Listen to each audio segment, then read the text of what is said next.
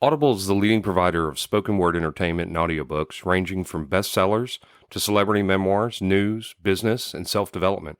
Every month, members get 1 credit to pick any title, plus 2 Audible originals from a monthly selection, and access to daily news digests from the New York Times, the Wall Street Journal, and the Washington Post, as well as guided meditation programs.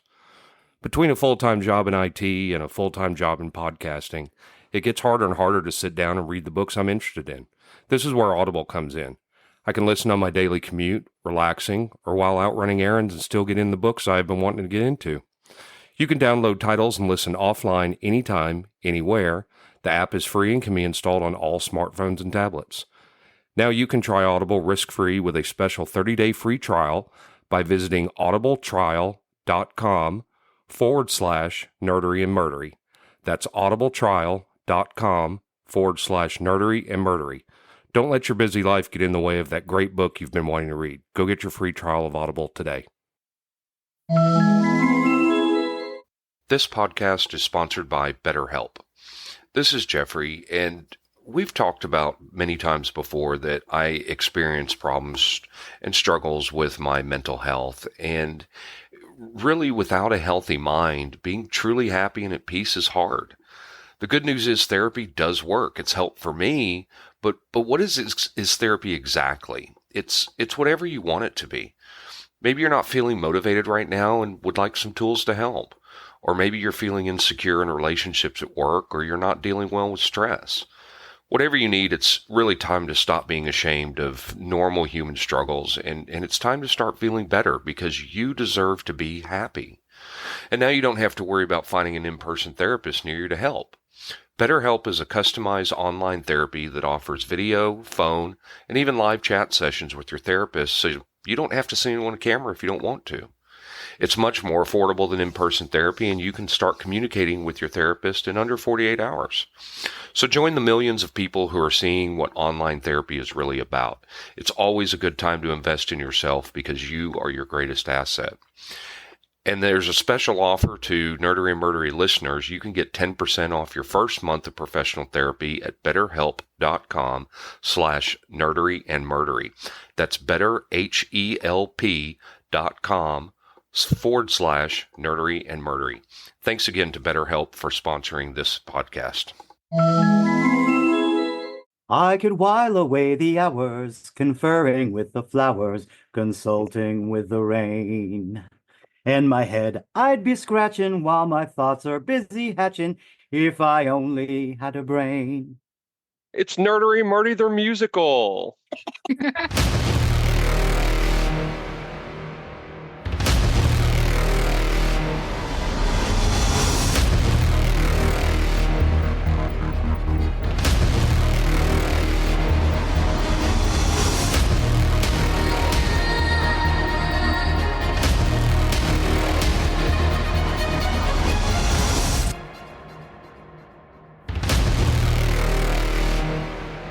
Welcome to episode 176 of Nerdery and Murdery. Big 176. I'm Zig with your nerdery. And I'm Geoffrey with your Murdery. Welcome to another week of the highs and lows, the ups and downs, the good and the bad, and the nerd and the murd. We have guests in the house again from Two Geeks and Microphone. We have Megan, who is their Tito on their show. She keeps them moving along and watches their chats and everything like that, helps them out as they're going along. And we have Brenda, Michael Shanks' wife from Two Geeks and a Microphone. Brenda has joined us before, so welcome both of y'all to the show. Thank you. Hello. So we had started talking about doing a musical episode, and it's going to end up being a two-parter. You'll actually get this one in 176, and then we'll have to pause a week, then you'll get 178, where we'll pick up the second piece of this. But as we had been talking about this, Mike had zero interest in it, and I knew this from listening to his show. He has zero interest in musicals. He had a list. Oh, I know. Which tells me he probably has no interest in Joker Boyadu or whatever it is. No, he does not. Which is getting bad reviews. Terrible So I've heard. reviews. But yeah, Mike didn't have any interest in joining this. Mike and I usually watch the Cowboys game together, but we'll be going into that probably, and so I'll miss some of it. This is Christmas week, by the way. When this episode comes out, it will be the week of Christmas. So Merry Christmas to all the Merry nerds and merds Christmas. out there. Merry Christmas. And happy Hanukkah. First night of Hanukkah is on Christmas Day. Well, there you go. Wow.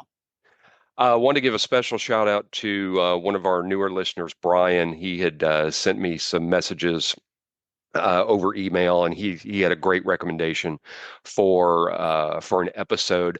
I think though, as the more I look through it, I'm going to throw that one over to Zig, and I'll talk to you offline on this. This one is right up your alley, and a good one to Brian, cover. is this Brian K? Without going into my email, I couldn't tell you for sure. I'll look here in a minute. I think this is Step's kid brother, who I used to hang out with, because he said he wanted to start following us like 2 weeks ago. So if you'll give me just a minute, I'll get through here. I don't want to give his full name. Yes, it is Brian K. Yes. Okay. Yeah. There you go. Great. Well, he's a new listener, and he had a great idea from one. Zig, it's going to be right up your alley for the wife swap. So Brian, we're going to save that one, and I will turn that over to Zig when he takes over on the murdery side of the house. Episode 200. Yeah, it'll be episode 200. So it'll be a good one. It'll be a good one. So I'll give that to you later. Well, thank you, sir. I've got several things before we can kick off here. That's okay. If I can ever get you down here, there's a pizza place called Stefano's. And a couple weeks ago, I guess it was, I had their lasagna stuffed pizza. And oh my God, was that good. I was only able to have a couple pieces. It was massive. It was huge. And it was really, really, really good. That's about as close to Priazzo as we could get with that. Oh, nice. It was pretty good. Good stuff in South Texas, which is weird. Yeah.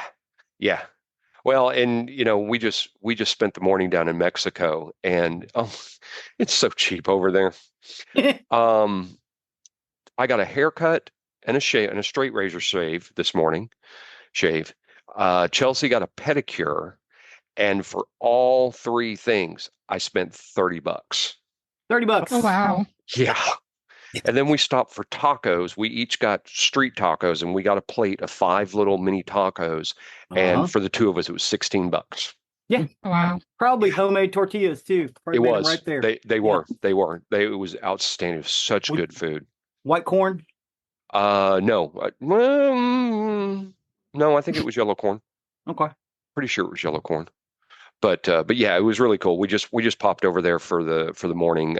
Went to go get some medicine for the dogs because you can get that real cheap down there. I should have brought it up with me. I got me a new Big Daddy up in his house hat. Nice. Is that another ladies hat? Yes. It's one of those. It's a kind of Panama Jack style hat, but I had to get it. It was $7. To our guests and our listeners, what a ladies hat is, you put it on, you look over, you go, ladies. Then yesterday we spent all day watching the K Paso tournament down here. That was a lot of fun. I was really surprised. I'd never attended a golf tournament in person, and this was the K Paso, and yesterday was the finals of the 4th day. These guys have been playing for 4 days. And it was intense. It was fun. We had golf carts lined all around the green for all the last holes, and it was really, really cool. And then we crashed the players' party and got free drinks and food the rest of the night. Ain't nothing wrong with that. We walked in, and one of the waitresses goes, "Oh, here, you need one of these armbands." Okay. Do I? Right. So nice. The last thing I had before I'll let you take it over. So we've reported this here before. I let Mike do his own advertisement for it. When this episode releases, Michael Shanks' book, The Immortality Code, is out. There we go. For those of you watching, there's a copy of the book right there. Whoop, whoop. It is. As of today, it will be out in 2 days that you can purchase it, a hard copy. But I think it's out on Amazon today. Audio. I think for audio. Digital. Digital. The Yeah. digital copy I think is released today. So go out and buy it. I'm buying a hard copy. I've already read it, but I'm buying a hard copy. Going to support Mike on that. And Mike has inspired me. And I have a book idea that has been in my head for at least 15 years. I've started and stopped this thing so many times. I have spiral notebooks that I've written in and stopped. Mike inspired me, and so I've dug down, and I am now 15 chapters into my book, and I'll give 15? more. Yeah. Okay, I'm only up to 12 so far. I'll give more details later. I've been throwing him ideas like joke grenades. Like, Well, put this in. and I hope I finish it. I hope I finish it this time. I'll throw it out there. I'm using AI to help with it. I give the AI the scenes, the ideas, most of the dialogue, and it helps me flesh it out. It helps me move the story along. It doesn't ever give me ideas, which is really cool. I've got to give it all the ideas, and I've got to tell it what I'm seeing, and it's really it's helping me along. It's so like advanced spell check. Yeah, on steroids, and it's really cool because as I've gone along, it has learned the nuances of the characters, the way they speak, and the things they do, and so it's bringing that into the story very well and helping keep it going. So I mean, it's really cool. Like I said, if I actually finish it this time, I'll tell everybody about it. Hopefully I do. Maybe Zig keep prodding me along with this. But we'll see. I have faith in you. I appreciate it. I appreciate it. You got this. Mm-hmm. All right, Zig, you got anything, or you want to kick us off into the nerdery side of the house? I kind of want to talk about musicals today. Oh, hold on. I think Okay, Brenda's got something. I just good. yeah. So if this is coming out at Christmas time, Mhm. I just want to say because Michael's birthday is December 27th. Oh, that's So I right. just want to say happy birthday, Michael! There we go. Happy birthday, Michael! This comes out a few days before that, but yes. So when he listens to it, maybe he'll hear it on his birthday. There you go. Happy birthday, Mike. Mine's December 4th. Yes. That's right. I forget that Happy both of y'all belated are birthday. December. Well, Happy belated birthday when the show comes out. yeah. All right, Zig, it's your show. Okay, I'm going to start this by saying that I spent quite a bit of my misspent youth in a musical theater summer stock program between the ages of 15 and 20 in the summers doing this. So I'll see every one of these that I named, I've actually seen live. Well, and let me put a fine point on it. This isn't one of those lists that we're doing the top 20 musicals of all time. These are our personal favorites. Oh, yeah. Yeah, I mean, between college productions and even some high school productions I've seen that are bang out outstanding. A lot of the stuff that we've listed in this in these lists are incredible pieces, and you guys should get out and see them. I have scenes in the YouTube playlist as well as the entire musical for each one of the things that we're talking about. Some of them are college productions, some of them are community theater productions, some of them are national touring shows, things of that nature. Yeah, I saw that in the playlist. Yeah. So you guys really ought to get out there and look at those playlists. But we're going to talk about musicals, and it's our top 5 favorites. Cool. Hard to pick top 5. Yeah. It was. That was basically the criteria. Your 5 favorites. And the funny thing about musicals, you've got people out there that say they don't like musicals, and I don't know that they've ever experienced it. Exactly. They can be some very incredible things. They can be some pieces of shit. They can. I'm going to throw it out there. Cats is an incredible piece of shit. Yeah. I hated Cats, but there's a lot of people that love it. I don't like anything Andrew Lloyd Webber does. I really don't. I would agree with one exception, and it's in our list. Are you saying that because you're a Maxwell Schofield fan? We got a really bad echo. Then what? I'm sorry. Let me try muting myself. Don't let me. Can you still hear me? Yeah. Yeah. Okay. Because Better. that's the soundboard. Okay. Yep. Okay. I didn't know if it would do that in Zoom as well. Yeah. Um, You sound great now. I said your hatred for Andrew Lloyd Webber, is that because you're such a big Maxwell Sheffield fan? Maybe. You get it. Maybe. Did you ever watch The Nanny? With The Grant? the sitcom. Yeah. I've seen an episode here and there. That's why you don't get That's it. why you don't get it. Maxwell Um, Sheffield was a producer. Yeah, he was and a producer. His what do you call it? Kind- Alien or enemy was Andrew Lloyd Webber. Oh, that's Yeah. funny. Yeah. Because he was always They- griping. They wrote that from real life. There's a lot of people that feel that way about him. Matter of fact, his Phantom of the Opera, he straight up stole from somebody else. Wow. I have notes. When we get to that, I have notes. Yeah, a lot of people do not like that dude in the industry. Also, because I spent my misfit youth there, I'm a bit of a snob about musicals. Not as much as some of the friends I grew Hey, up with. for those of you on video, there's Michael Shanks, who's not joined the show, but he's popping in to say hi. What's up, dude? Like says hi. Here we go. Oh, that's the Cowboys. Yes, that is a Cowboys thing. Yeah. I hope Jeff knows. Well, I know Jeff knows it, but Zig, he doesn't do sports. I do not. That's the football where they score the home runs, right? Right. Yeah. Hey, Exactly. go sports! With a puck. Yes. God, that looks dangerous. So we're gonna talk about our top 5, and I basically put everybody's top 5 list down, and then I drew names in a hat. So there'll be two for one episode, 2 for the other, one from each show. So the first side we have Geoffrey and Brenda. Cool. So let's start. Since Brenda's the guest, let's start with Brenda. All right. Brenda's first musical, come here, is Seven Brides for Seven Brothers. I love that. I was just watching it. Howard Keel is Yeah. outstanding. Yes. I mean, again, I'll go through some notes about the production of it and whatnot.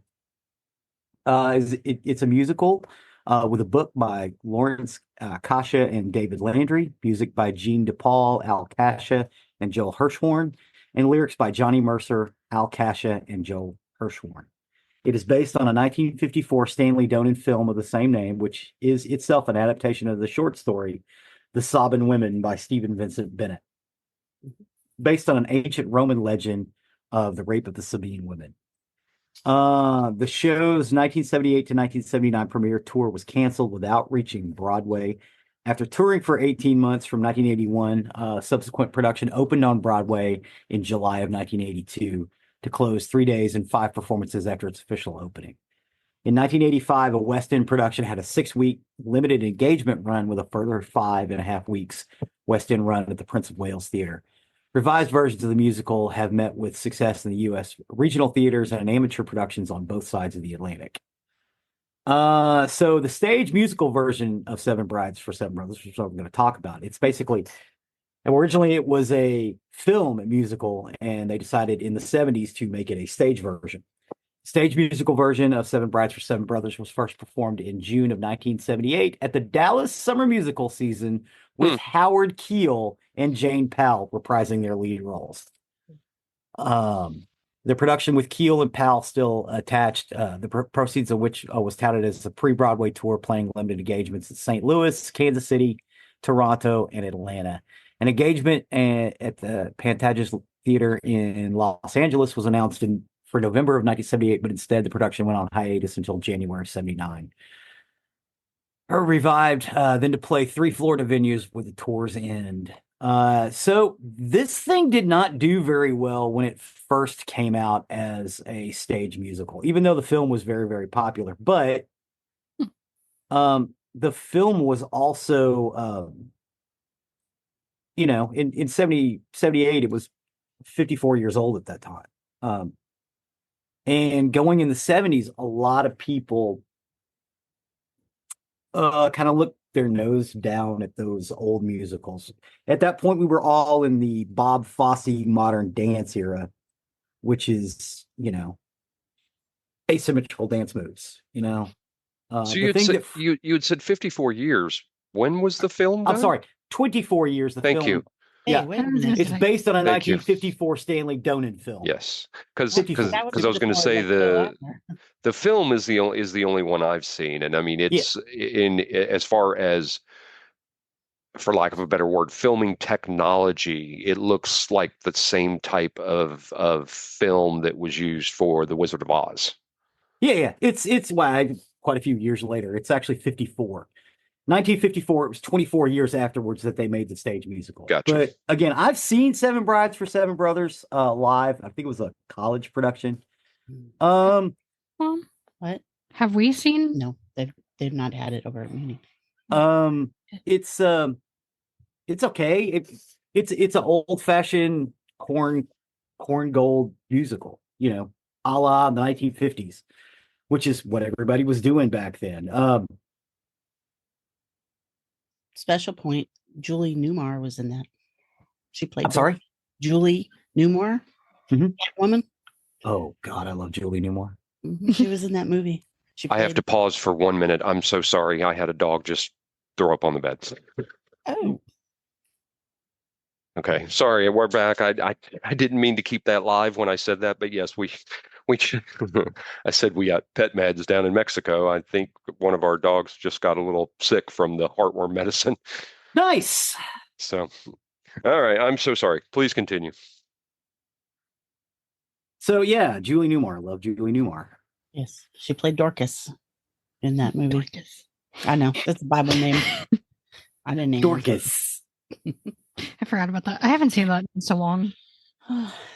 Seven Brides for Seven Brothers. It is in the playlist. I think there's a live version of it. Yeah, high school or college musical.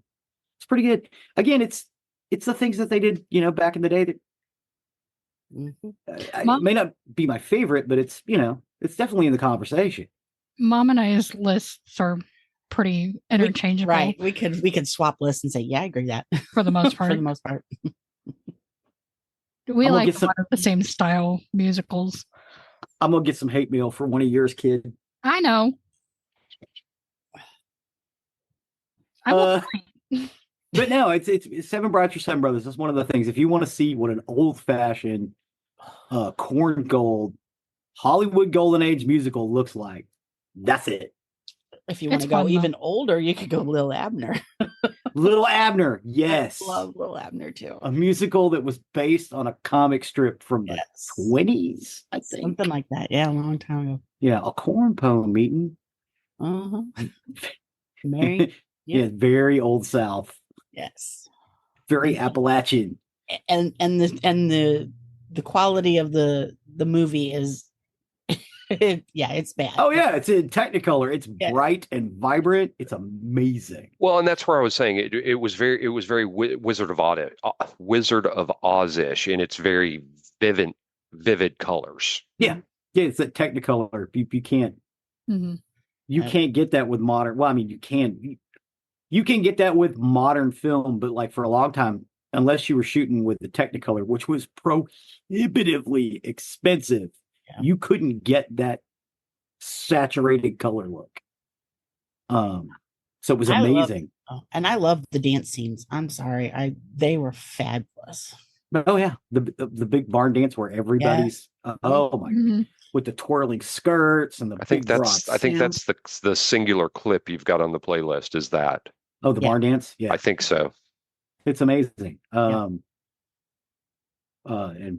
beautiful and everything else. And Howard Keel. Yes. Oh my God. Howard Keel is just what can you say about Howard Keel? He later was on Dallas. Yes. Yeah. Really? Yeah. He played Miss Ellie's husband. Yeah. The one she married after Jock died. Oh, after Jock. I was going to say, she played Jock Ewing? Interesting. No, he was the old stuntman. Gotcha. He was actually from the area too. Jock Gotcha. was. He's a homeboy. I can't remember the actor's name. Did a lot of John Wayne movies. Gets beat up a lot by John Wayne. The next movie in our list musical. is in our list You said movie. The next musical in our list, I'm so sorry. I see what you're saying. I see what I did there. Yes. Is moms are movies, too. Mamma Mia. I love that too. It was promoted as Benny Anderson and Bjorn Ulvaeus's Mamma Mia. Benny Anderson and Bjorn Ulvaeus will have another musical come up in this list. It's a jukebox musical written by British playwright Catherine Johnson. Is based on songs recorded by Swedish group ABBA and composed by the members Benny Anderson and Bjorn Ulvaeus. The musical's title is taken from the group's 1975 chart topper, Mamma Mia. Ulvaeus and Anderson were involved in the development of the show from the beginning, while singer Annie Frid Lyngstad was involved financially in the production and also appeared as many premieres around the world. The musical includes such hits as Super Trooper, Lay All Your Love on Me, Dancing Queen, Knowing Me, Knowing You, Take a Chance on Me, Thank You for the Music, Money, Money, Money, The Winner Takes It All, Voulez-Vous, SOS, and Mamma Mia. Over 65 million people have seen the live stage show, which has grossed $4 billion worldwide since its 1999 debut. A film adaptation starring Meryl Streep, Colin Firth, Pierce Brosnan, Amanda Seyfried, Christine Baranski, Stellan Skarsgård, and Julie Walters was released in 2008. 10 years later, Ol Parker wrote and directed the prequel, Mamma Mia, Here We Go Again, which shares Donna's life in 1979. Mhm. As of 2020, the show has productions in London's West End, where it's the sixth longest running show in West End history, as well as various foreign productions. Its Broadway incarnation closed on the 12th of September 2015 after running for nearly 14 years, making it the ninth longest running Broadway show in history.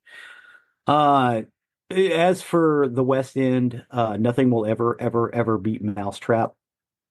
Nothing will ever run that long. So let's talk about Mamma Mia. It's a jukebox musical. Again, these are not necessarily my favorite. I think they're cool, and I think it's awesome that they're bringing people into live theater, which I think is their idea. Hey, let's get people back into let's get asses into seats and see this stuff. So maybe if they see this, they'll go see Into the Woods next time.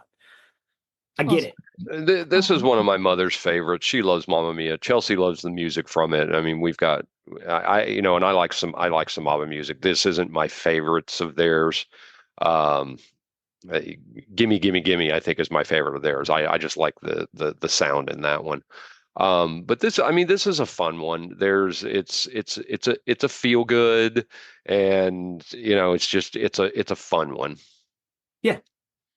I don't know that I've ever seen the theatrical release that came out. Oh, I saw the movie. I don't think I've seen this live because I'm not a huge fan of ABBA. We've seen the Munis, our local theater. Oh, nice. Yeah. Well, outside theater. Yeah. Yeah.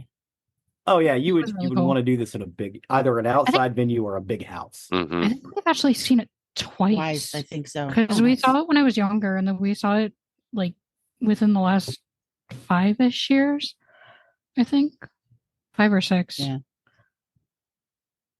There's a lot of munis around Fort Worth and Dallas. One of the outdoor theaters is Shakespeare in the Park that happens in Trinity Park every year. Is that still going on? Do they still do Shakespeare in the Park? No, they're not doing Shakespeare in the Park at Trinity Park anymore. They are doing it at Dallas. They combined with Shakespeare Dallas, so they're doing it at Dallas now. I think it's actually in Irving. Okay. They do Shakespeare in the Park in St. Louis. I think. I'm not sure. Do they? Mm-hmm. I don't know. It's kind of one of the cool things about Dallas and Fort Worth that we really don't get down here. There's 2 really good venues to get musicals. One is Bass Hall in downtown Fort Worth, which is it's a phenomenal venue. It's designed to be a lot like the Globe Theater, Shakespeare's Globe Theater, and then Fair Park in Dallas is where they do the Dallas summer musicals, and with the big outdoor shows. They have some outdoor shows. Most of them are indoors. The one is in Fair Park, the musicals I'm talking about. Oh, because, the Fair Park, yeah. Yeah, because I could be way wrong, and I'd have to look it up, but I think for like $200 you can get a season pass, and you'll get like 6 musicals. Mm-hmm. And they have some really good shows that come Yeah, through. and it's good summer stock stuff too. I mean, so Mhm. you'll get old favorites and new stuff. And the Right. way summer stock works is they hire a group or cast, and they rehearse one musical while they're performing one at night. They rehearse one musical, the next musical while they're so there's only like a 1 to 2 day tear down and bring up. So they're just Oh, musical, wow. musical, musical, musical, musical. Is Back Casa when is Casa Manana still operating? Yeah. Okay. Most of the summer musicals they do now are like what I was involved in, the Apprentice program. But the kids actually put the show on as opposed to just being apprentice stage managers and PAs and costuming assistants and stuff like that. They're and sound technician assistants. They're in the show. They do the publicity. They do the whole thing. So they'll do like one or two in the summer. And they still do regular musicals, but it's not summer stock anymore, which is sad because summer stock it was the bread and butter of that particular venue for 50 years. And because back then it was in the round, it's not in the round anymore. Back then it was in the round, they had to get a whole bunch of apprentices, children, slave labor to come in. And so it's theater in the round. So your set pieces have to come from outside of the stage area. You can't go from behind the stage. So the scene would be over, lights would go down, they'd play the music, and these little people in black, they used to call us crazy ninjas, in soft tennis shoes, would run out, drop a piece of scenery, pick a piece of scenery up, and run off in 30 seconds. Wow. Which is why I'm really great at moving because I can do that. I can run backwards really fast because I learned how. Because there is a step. If you do not take the step, you can fall off and hurt yourself. Falling off and hurting myself. My knees don't work right because I made a wrong move once. But yeah, so summer stock is bam, bam, and it's all musicals. You've got a full band, and everybody stays employed the whole summer. They'll bring in stars for each show, but usually it's one or two people. Everybody else was there the whole time. So it's how a lot of people got their start in the industry is through summer stock because you had to sing, you had to dance, you had to act. Sometimes you had to be a prop master. Sometimes you had to carry a piece of scenery with you. And you had to think quick on your feet because yes, you had a week and a half to learn this. Hopefully you had read it beforehand. You don't flub your lines. You just go. We don't have time for you to mess with all of that. I have some interesting stories when we get to a particular episode or a particular Musical. show. Musical. Yeah. Because they are shows. Yeah. Sure. Yeah. We're putting on a show, baby. Let's keep going. But I can't tell you how many times I've heard that from a man, God, who was like a father figure to me. Also taught me how to drink Jack Daniels properly. But he didn't have any children, so he had us. As a matter of fact, the Casa Manana building that exists, his ashes are buried behind it. Wow. His brother was Richard Lassiter. His brother worked for the Rangers, so he was like I don't want to say a greenskeeper because he was like head of something. Anyway, he planted this grass over his ashes, and they spell that as initials. So you'll see a Oh. different color of grass that says REL, Richard Earl Lassiter, behind the theater. And they've got a little fence around it and everything. And just FYI for our listeners who are not solely in Dallas-Fort Worth, that's the Texas Rangers, the baseball team. Yes, the Texas Rangers. Yes. I'm so sorry. Yes, Not the New York Rangers. correct. Because they don't have grass and a hockey rink. I assume they would figure that out. See, I know stuff. I'm a hockey fan, so I get it. So yeah, what do we think about Mamma Mia? I love I it. love it. That's another one that could be interchanged between either one of us. Right on. Right on. It's one for me that was good the first time through. It was fun to watch, and like I said, it's a feel good movie. But that was a one and done for me. I saw it, I've seen it, I You enjoyed seen it. it? Don't Yeah. need to see it again. Yeah. I watch Yeah. it all You the know. time. I'm not a huge ABBA fan, so the music doesn't really do it. I thought the film was nice. I liked the staging of it. I thought it was really interesting. But I do like the idea that it's the story of the Sabine women, and there's like the Stygian witches are involved and stuff like that. It's very Greek tragedy linked. It's fascinating. And I like the way they kind of interwove all that stuff in there and played, disco. Who does that? It's kind of crazy. It's funny. It's like, which of the three is her dad? Yeah. It's like We still don't know, do we? no. I don't think you're supposed to. Well, No. Yeah, I don't hear. right. Yeah, I don't think you're supposed to. Mm-mm. I think it's just you're supposed to, figure it out. Talk Or out maybe of it, all three of them dads. are. Right. Yeah, that's how she walked out of it with three dads. Yeah. That's how that's what it's about. It's they're all, because it may not it's not necessarily about blood at that point, Mhm. Right. which I think is a ringing message to have at the end of that thing. Yes. It's a Kind nice of beautiful. semi found family Yeah. esque. And they stepped up. Yep. Mm-hmm. Mm-hmm. Because they Because- all realized that they wanted it to be them too. Yep. Don't want to know. Right.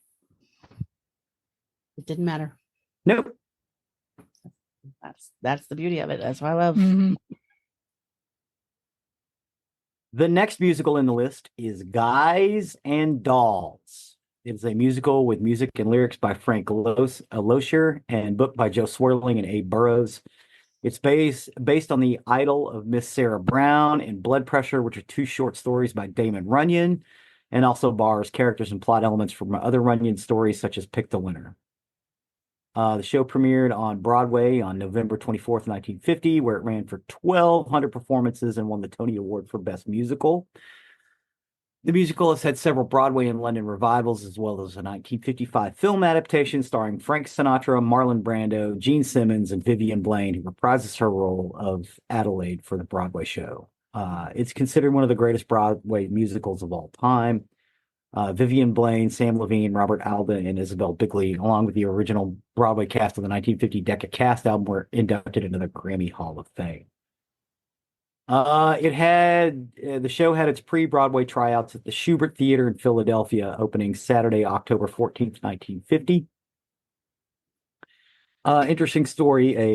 A celebrity once told me that the Schubert Theater is the coldest place in the world backstage. It'd be 100 degrees outside and it's 50 degrees in the back of the Schubert Theater. And that was nice because he sweated a lot.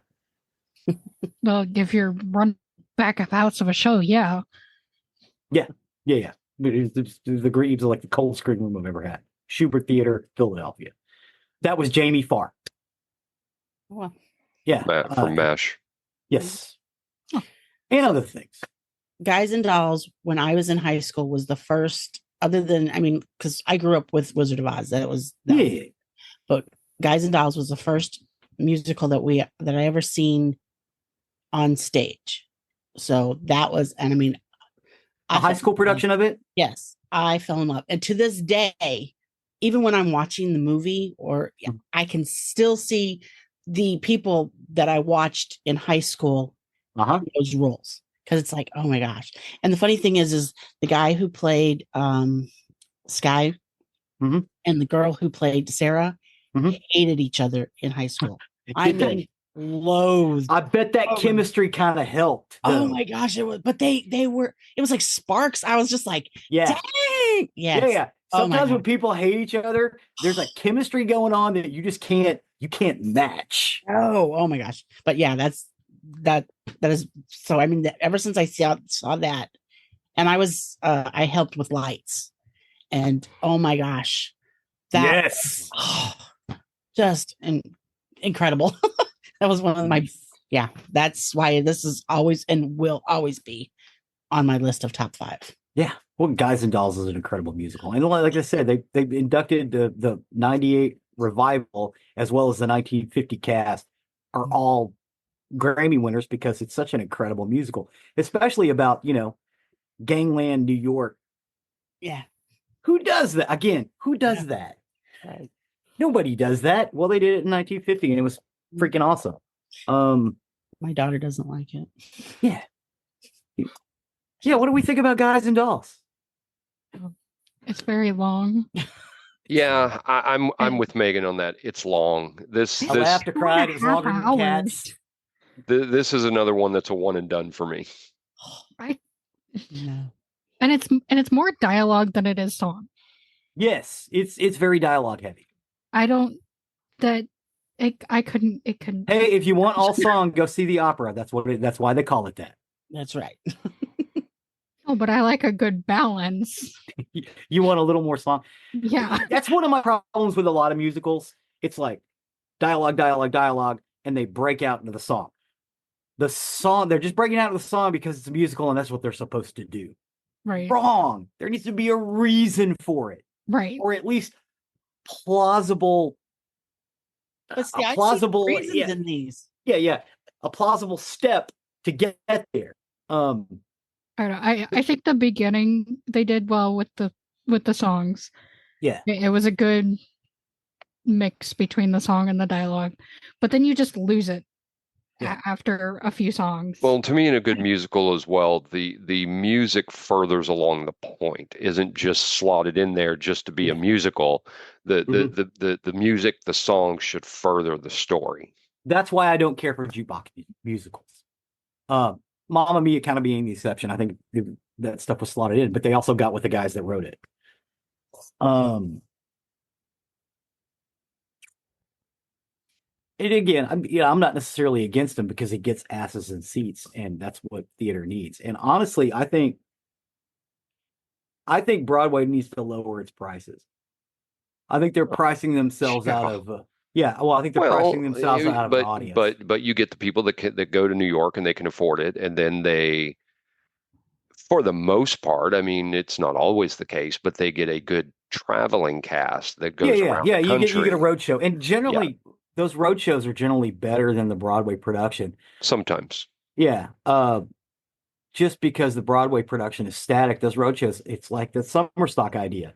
The reason those summer stock shows are so good is because set up, tear down, set up, tear down, set up, tear down, go, go, go, go, go. Come on. You ain't got time to forget your lines. We got a show, kid. So the touring shows they're on their feet and they're moving. And I like that because that's what it's supposed to be. At least from my experience. And I realize not everybody's experience is that experience, but it hones that craft. It keeps it pointed and sharp. Nobody toward the end of a run, once you really know it, you start jacking with people. And you jack with people through the whole show, but nobody outside the cast or the crew notices. Mm-hmm. That's how you know you're good. I can remember handing someone an umbrella with the words "Love Me" written on my eyelids so I could go. And I got a poke in the gut. She's like, "Nope, not this time, buddy." And then went on with her song. That was awesome. It was a little night music. It's great musical if you've never seen it. The next one we're going to talk about is The Wizard of Oz. The Wizard of Oz is a 1939 American music fantasy film produced by Metro-Goldwyn-Mayer and an adaptation of L. Frank Baum's 1900 children's fantasy novel, The Wonderful Wizard of Oz. It was primarily directed by Victor Fleming, who left production to take over The Trouble Gone with the Wind. It stars Judy Garland, Frank Morgan, Ray Bolger, Burt Lahr, Jack Haley, Billy Burt, and Margaret Hamilton. Noel Langley, Florence Ryerson, and Edgar Allan Wolfe received credit for the screenplay. While others made up uncredited contributions, the music was composed by Harold Arlen and an adaptation by Herbert Stothar with lyrics by Edgar Yip Harburg. As we said before, it was celebrated for its use of Technicolor. It got a Best Picture and Best Original Song for Somewhere Over the Rainbow. Which they wanted to cut. Yeah. The 1956 television broadcast premiere of the film on CBS reintroduced the film to the public. According to the U.S. Library of Congress, it's the most seen film in movie history. In 1989, it was selected by the Library of Congress as one of the first 25 films for preservation in the United States National Film Registry for being culturally, historically, or aesthetically significant.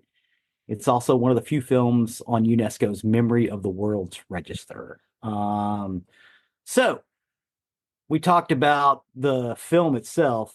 There have been very, very, very, very, very, very, very many children theater adaptations, and it is a direct adaptation musically of the film.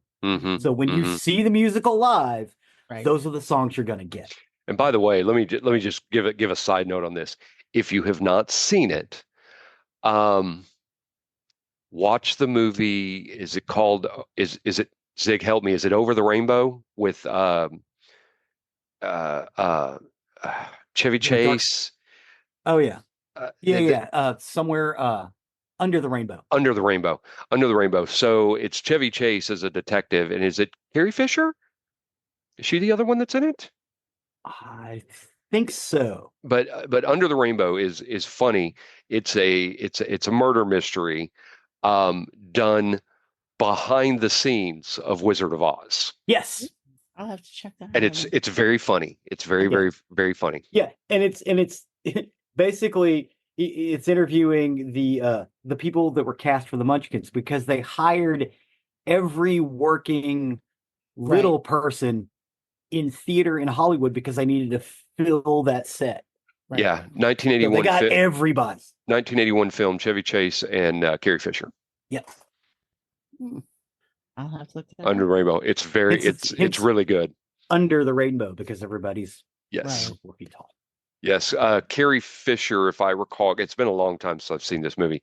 Carrie Fisher is the basically the production's assistant who is in charge of taking care of all the Munchkins.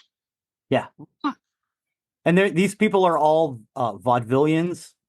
So if you know anything about vaudevillians and like the Yiddishkeit, do you know what vaudeville is, Megan? Humor. Heard it. I don't know.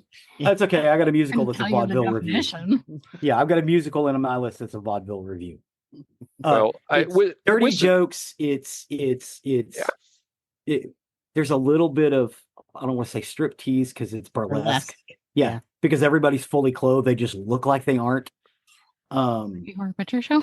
Yeah. No. They're actually wearing costumes that come all the way up to the neck, all the way to the wrist, all the way to the ankles. But they look sheer. Yes. They're not. They're actually more clothed than most of the people on there because yeah. But I didn't mean to derail with that. But I mean, Wizard of Oz is an all-time great. It really, really is. I don't know of very many people our age or within 20 years of our range that have not seen this at one time or another. It played every year on TV. Yeah, they showed it every year on CBS for like 30, 40 years. Yeah. Yeah. And it's a lot of fun. It still holds up, is the thing about Wizard of Oz. It's a great story, and it's fun to see. This is one in opposition of some of the others. I can see Wizard of Oz time and time again and enjoy it every single time. Mm-hmm. Judy Garland is an amazing singer. Mm-hmm. And I'm really glad Shirley Temple didn't take the part because she couldn't get out. No, she wasn't right for it. No, she wasn't. Funny story is when Megan was, she was little. We were in Girl Scouts and we were traveling to where did we go? Chicago. We never went to. We were going to go, Wisconsin. but we were going to Chicago, and I was driving and I had 6 girls in the vehicle, and they were all talking, and they said something about the Wizard of Oz, and I said, "Oh, that's one of my favorite movies," and they had the audacity to question my knowledge on this movie. And I said, okay. So I says, here it is. The scene starts, and I'm and I started like the first 5 seconds of it. And they're like, okay, we give, you got it. She can recite the movie. Not 100%, but yes, I can tell you a lot. It's a great piece, and as I was saying before we started the show, most of the music is old-fashioned Hollywood musical, Broadway ups and downs in the music, and it's not too stressful. It's not too difficult to sing. It's not. But saying that it's not too difficult to sing doesn't mean that they're necessarily bad singers. no. It actually makes good singers shine even more when they're not having to fight going up and down on stuff. Right. So it's a nice, easy, leisurely pace. Good scoring. Again, the Technicolor is amazing, and the children's theater productions of it are usually incredible. No, the effects aren't as great, but they don't need to be because it's a willing suspension of disbelief. Right. Yes, the Cowardly Lion does not look as good as Burt Lahr did, but he doesn't have to. No.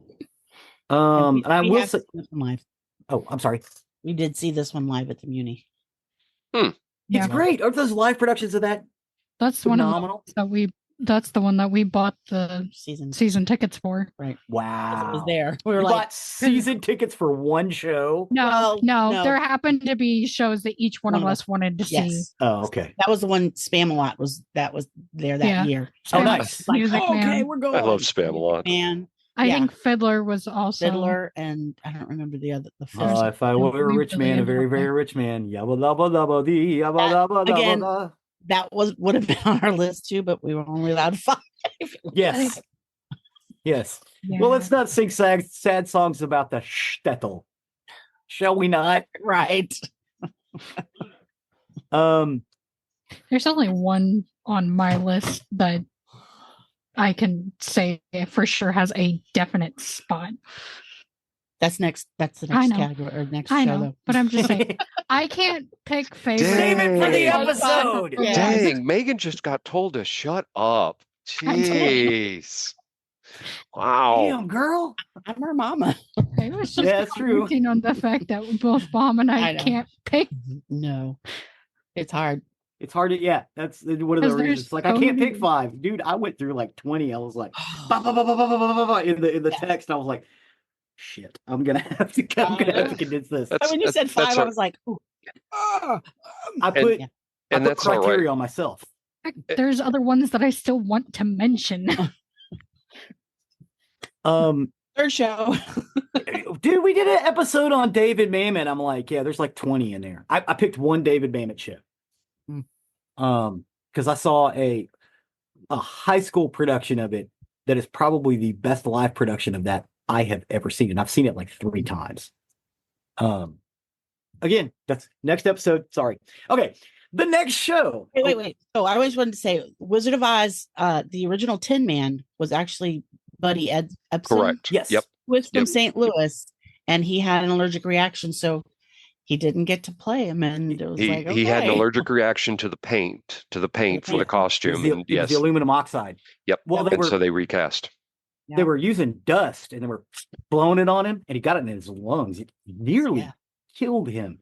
But Buddy Ebsen was a better dancer than oh gosh, Ed Begley Jr.'s dad. I can't remember the actor's name, but it's Ed Begley Jr.'s dad. It's not Ed Begley, it's something else. He used a stage name. Yeah, good enough. Yeah. The Tin Man. Yep. Yeah, that's a lot of dancing. And the choreography in that show is incredible. Mm-hmm. And they dealt with children and dogs and drunken vaudevillians. And the rumor of the dead man hanging in the background. Which is not true. No, it's it's an emu. Yeah. Jack Haley. Haley, yes, that's Jack Haley. Thank you. Oh my gosh.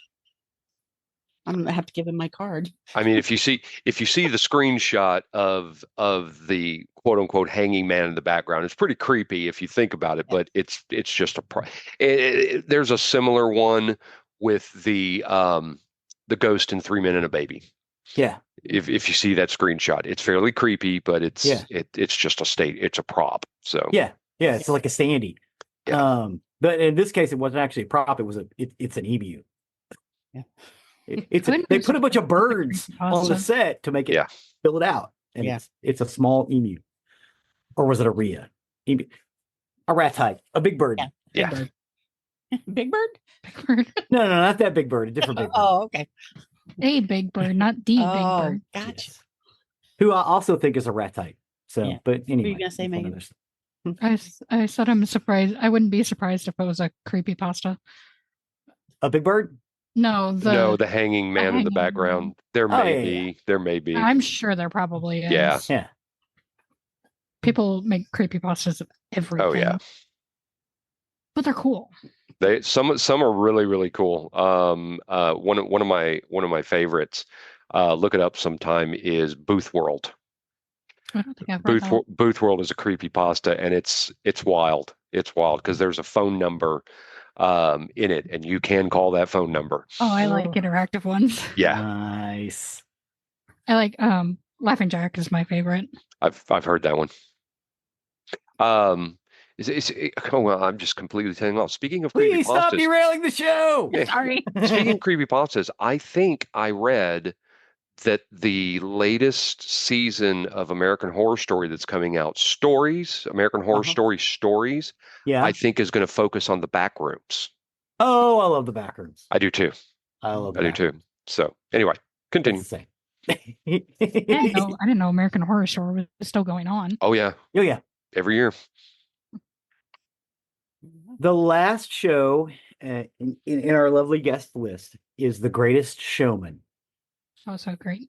It is a 2017 American biographical musical drama film directed by Michael Gracie and produced by Lawrence Mark, Peter Chernin, and Jenno Topping from a screenplay written by Jenny Bix and Bill Condon and based on a story conceived by Bix. The film stars an ensemble cast led by Hugh Jackman, Zac Efron, Michelle Williams, Rebecca Ferguson, and Zendaya, featuring 9 original songs written by Benj Pasek and Justin Paul, and an original musical orchestrated score composed by John Debney and Joseph Trapanese. The film is heavily fictionalized depiction of the life of P.T. Barnum, a showman and entertainer, and his creation of the Barnum and Bailey Circus. Principal photography began in New York City in November of 2016. Oh, it was filmed at Silver Cup. Cool. I also filmed aboard the RMS Queen Mary 2. It was released in the United States on December 20th, 2017 by 20th Century Fox, 7 months after Ringling Brothers and Barnum and Bailey Circus ceased operation. The film was praised for the performance's musical, visual, and production values, but was criticized for its artistic license.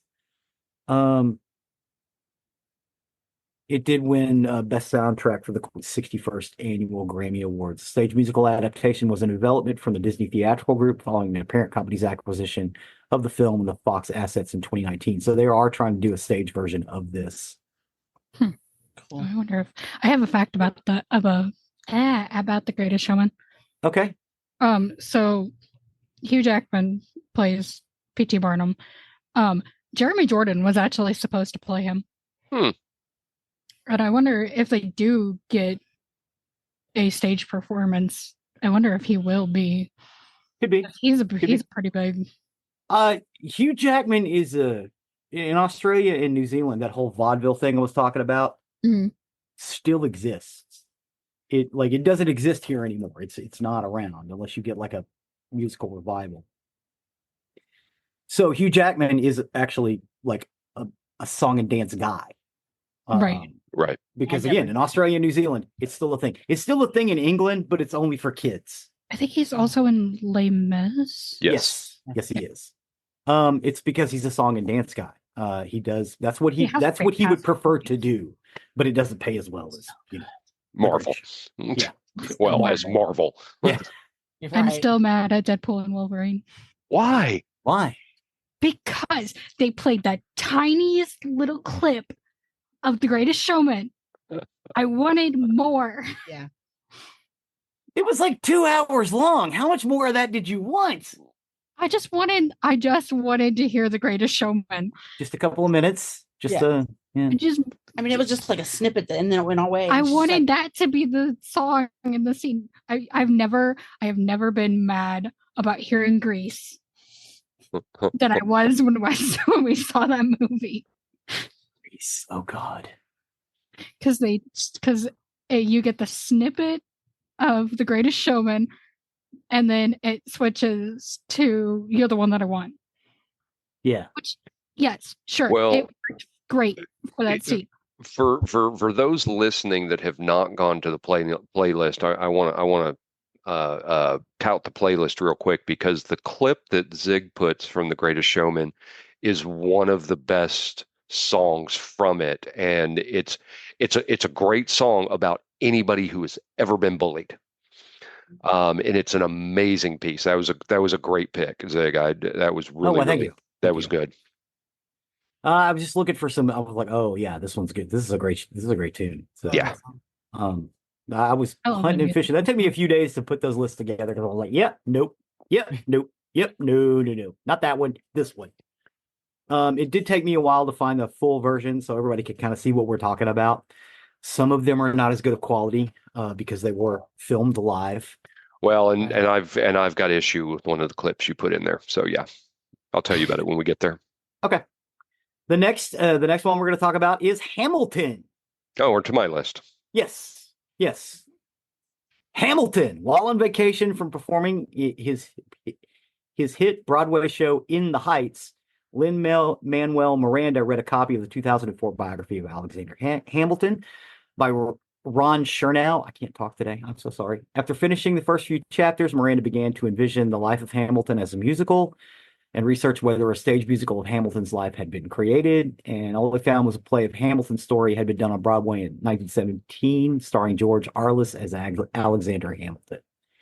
Miranda began a project titled The Hamilton Mixtape, and on May 12th, 2009, Miranda was invited to perform music from In the Heights at the White House, an evening of poetry, music, and spoken word. Instead, he performed the first song from the Hamilton Mixtapes, an early version of what would later become Alexander Hamilton, Hamilton's opening number. He spent a year after that working on My Shot, another early number from the show. And although Miranda took some dramatic licenses recounting the events of Hamilton's life, both the story and the lyrics in the musical numbers were heavily researched. Many of the songs included in the show contain lines lifted directly from primary sources, i.e. the Federalist Papers and the Reynolds pamphlet. Miranda performed in a workshop production of the show, then titled The Hamilton Mixtape, at the Vassar College and New York Stage and Film Powerhouse Theaters.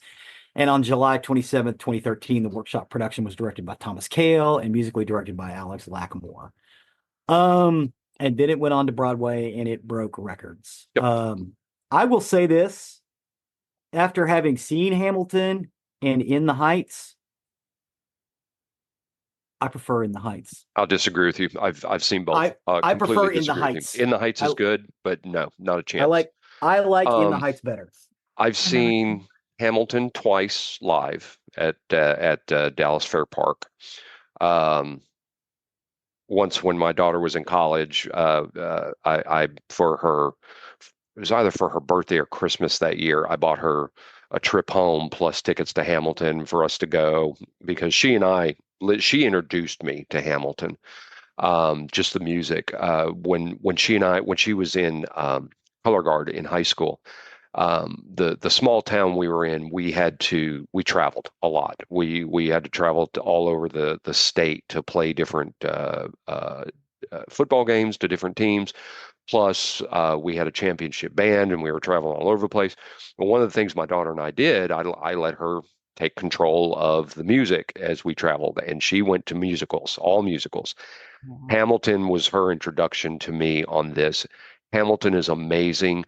One of the things I love about Hamilton is most people, as they go through American history, they learn that Aaron Burr assassinated Alexander Hamilton.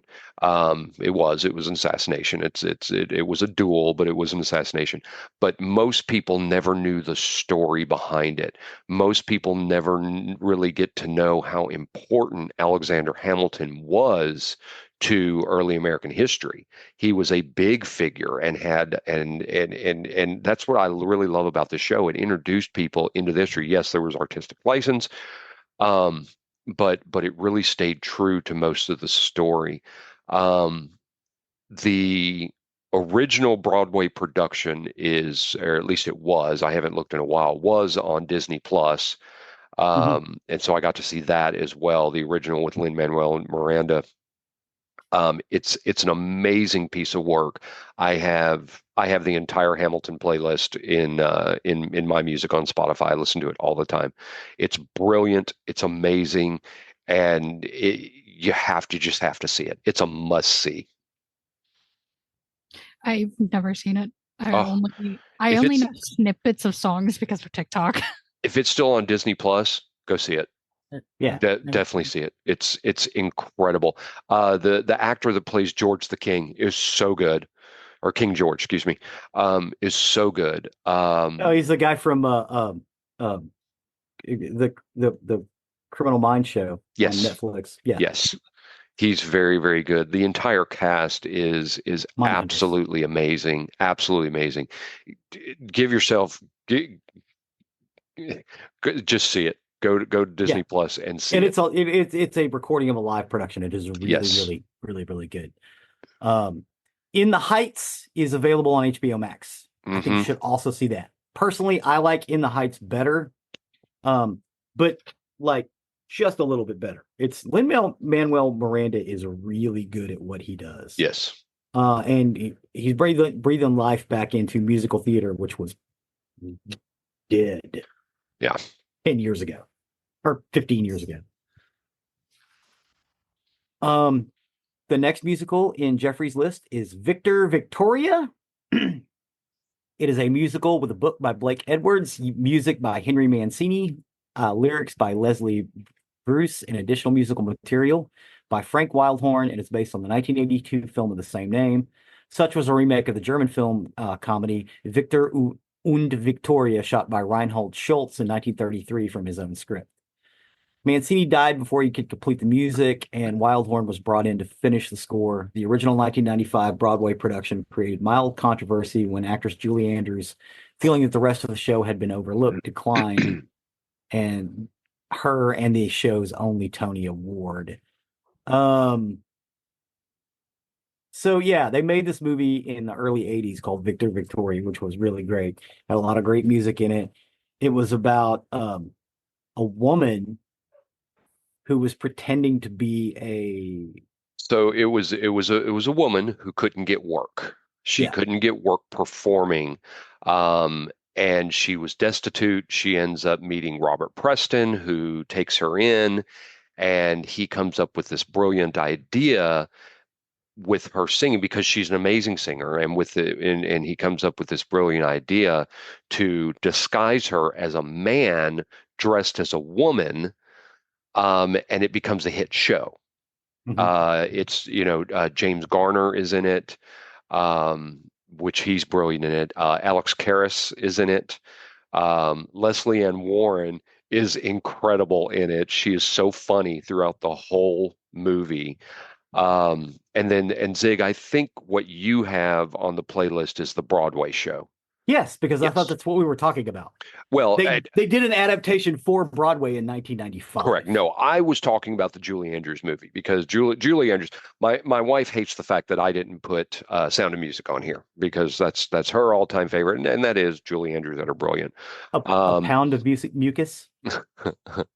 I mean, if I didn't have Victor Victoria on here, I still wouldn't have picked Sound of Music. My next one, if I had to pick Julie Andrews, I'd go to SOB. SOB. Yes, as you get to see her boobs. That's not why, but you do. Just Julie Andrews is a brilliant singer, and Victor Victoria is a great, fun movie. I have seen it dozens of times. Robert Preston is worth the price of admission. Oh, absolutely, absolutely. Which shocks me. Campy dude. Oh my God, he is so hysterical. Which shocks me that nobody chose The Music Man as somebody in somebody's list. Is it in there? Oh, okay. Okay, good. Next show. Okay, good. Somebody has Music Man. We got The Music Man. Yes, Music Man is in there. Because Robert Preston is brilliant in Victor Victoria. So if you have not seen it, do yourself a favor and see Victor Victoria. And it's set in the 30s, which makes it even more interesting. Because these ideas were kind of explored in the 30s, both in Germany and in Paris and in New York and to a lesser extent LA. And then the world went crazy and all of this stuff went back underground. Only to, come back out in the 50s. Which is sad. I just feel like we kind of, it's like, oh, okay, hey, everything's groovy and cool. Oh no, I guess we can't be groovy and cool anymore. We're gonna have to wait 20 years to try this again. But yeah, that movie and the stage play, because the stage musical is a fairly good representation of the film, but live production with more music, which is nice. Because the Julie Andrews act is all music based. Oh my God, it's great. It's amazing. If you've never seen Victor Victoria, go check it out. It's readily available on a lot of things. Again, I think it was nominated for an Oscar. The film? The film. I think so. Yeah. I don't know why Robert Preston didn't get a nod for that, because he was. Oh, I know. He is brilliant in it. Yeah. Just really cool old queen, man. Just really cool old queen. And if you don't know any cool old queens, go meet some, because they're awesome. The next show is Wicked. Wicked is a musical with music and lyrics by Stephen Schwartz and a book by Winnie Holtzman. It is a loose adaptation of the 1995 Gregory Maguire novel, Wicked, The Life and Times of the Wicked Witch of the West, which is in turn based on the L. Frank Baum's 1900 novel, The Wonderful Wizard of Oz, and its 1939 film adaptation. The musical is told from the perspective of two witches, Elphaba and Glinda, before and after Dorothy's arrival in Oz. The story explores the complex friendship between Elphaba, who becomes the Wicked Witch of the West, and Glinda, who becomes Glinda the Good. Their relationship is tested by the contrasting personalities, conflicting viewpoints, shared love interests, reaction to the corrupt rule of the wonderful wizard, and ultimately Elphaba's tragic fall. It was produced by Universal Stage Productions with producers Mark Platt, John B. Platt, and David Stone, director Joe Montello, and choreographer Wayne Cilentro. The original production of Wicked premiered on Broadway at the Gershwin Theater on October 2003 after completing a pre-Broadway tryouts at San Francisco's Kieran Theater in May and June of that year. Its original stars included Idina Menzel as Elphaba and Kristen Chenoweth as Glinda. And those two really, really set the world on fire. Absolutely. And you said her name. I can't pronounce it. Idina Menzel. Thank you. She won a Tony for this. Yeah. She started doing this right out of doing Rent. Yeah, and I mean she ended up going on to she had a guest starring role in Glee as well. Which I was just talking about Glee last night. Did you know? I was talking to somebody about American Horror Story last night, and I told them, I said, you do realize the same people that make American Horror Story make Glee. It's the exact same people. Oh yeah. Which is wild. But I've never seen the Broadway production. I wish that Disney would do more of those. I saw the Traveling Roadshow, which I will tell you that the Traveling Roadshow was incredible. Yeah. This was at Dallas Fair Park again. I saw it twice. Just the things they do with the stage throughout the show and the various props in the background just really enhance everything. The actors, the stage actors were brilliant. They're singing. Everything about it was so good. And it's such a great movie, especially if you like The Wizard of Oz. See Wicked, because it explains some things in The Wizard of Oz that happen, and it changes your viewpoint. Yeah. Wicked basically is the supposition of maybe Glinda is the bad guy. Right. Yeah. Or maybe there's no such thing as good guys and bad guys. Everybody's just trying to figure things out from their own point of view. Right. You know, yeah, Dorothy's not necessarily evil, but she did drop a house on Elphaba's sister. Well, She like, did let's not drop drop it. It wasn't like she said, It I'm was not here. from her point of view. Right. Well, So, I mean, Wicked will make you feel empathy for the Wicked Witch of the West. yes. I have never seen Wicked. I didn't know it's coming out in movie form. Yeah. But I've read 90% of the book. And I was just like, oh my gosh, Glenda is not nice. She is, oh my gosh. So I was just like, oh, okay. I'm very Yeah, curious. I'm very curious about the major motion picture version of this. I'm going to see it. I'd like to see who they got. They need to get some good singers because Idina Menzel is incredible. Well, for the Wicked Witch, I believe is it Ariana Grande? No, she's playing Glenda. She's Glenda. It's funny because Megan is She not. can't sing as good as Christy. And I'll tell you this, I knew Christy when Christy was young. Christy got a set of pipes on her that come from her soul. Oh my gosh, she's So I was like, Elphaba is being played by Cynthia Erivo. yes. Pronounce her last name. So for us, it comes out in a little over a month. When this episode comes out, it will have already been out a month. Yeah, Thanksgiving time. So yeah, I'm Grande, Cynthia. trepidatious just because the amount of singing that has to be done in that musical. I am too. Like I said before, you've got that nice, slow, steady pace of those regular musicals, which make great singers outstanding and shine.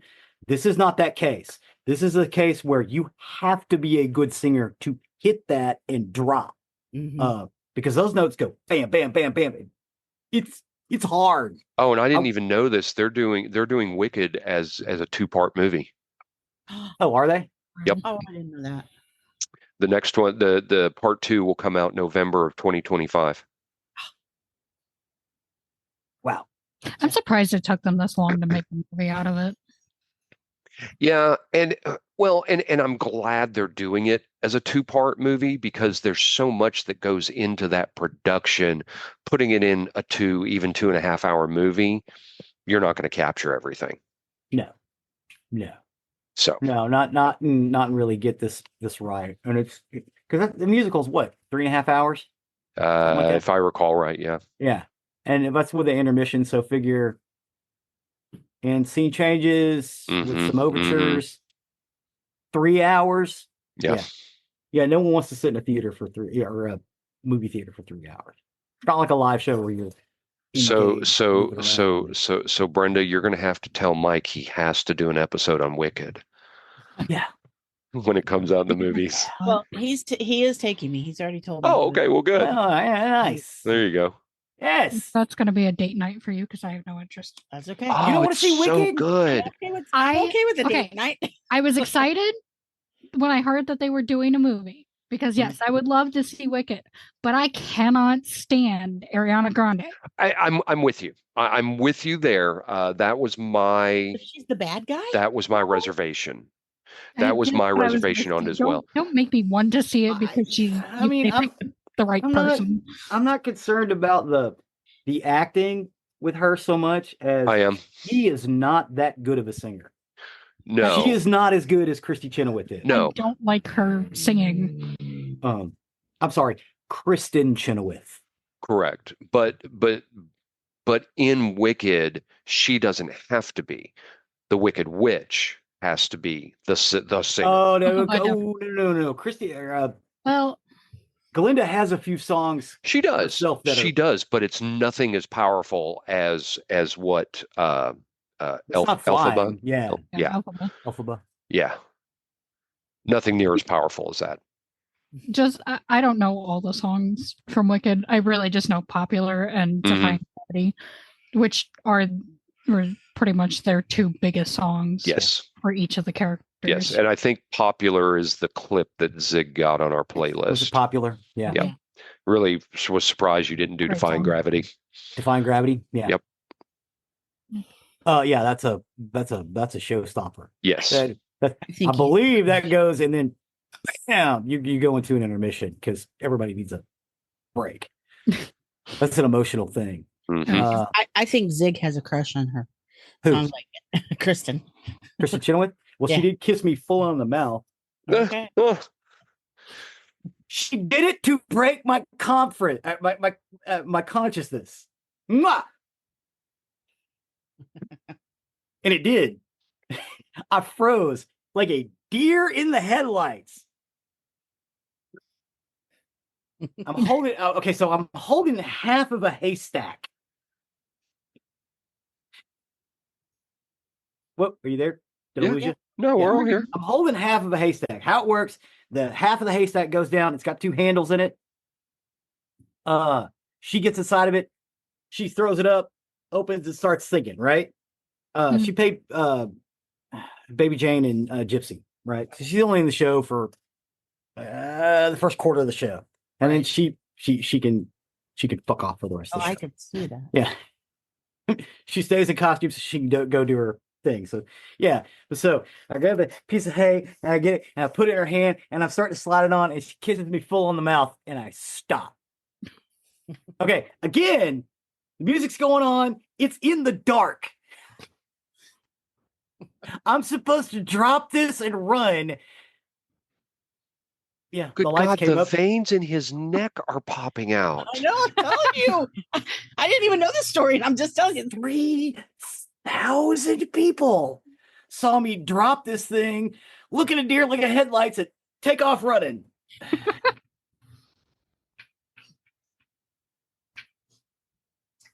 Wow. So what's your claim? Most embarrassed I've ever been in my life. Thank you, Christy. She was laughing her ass off at me.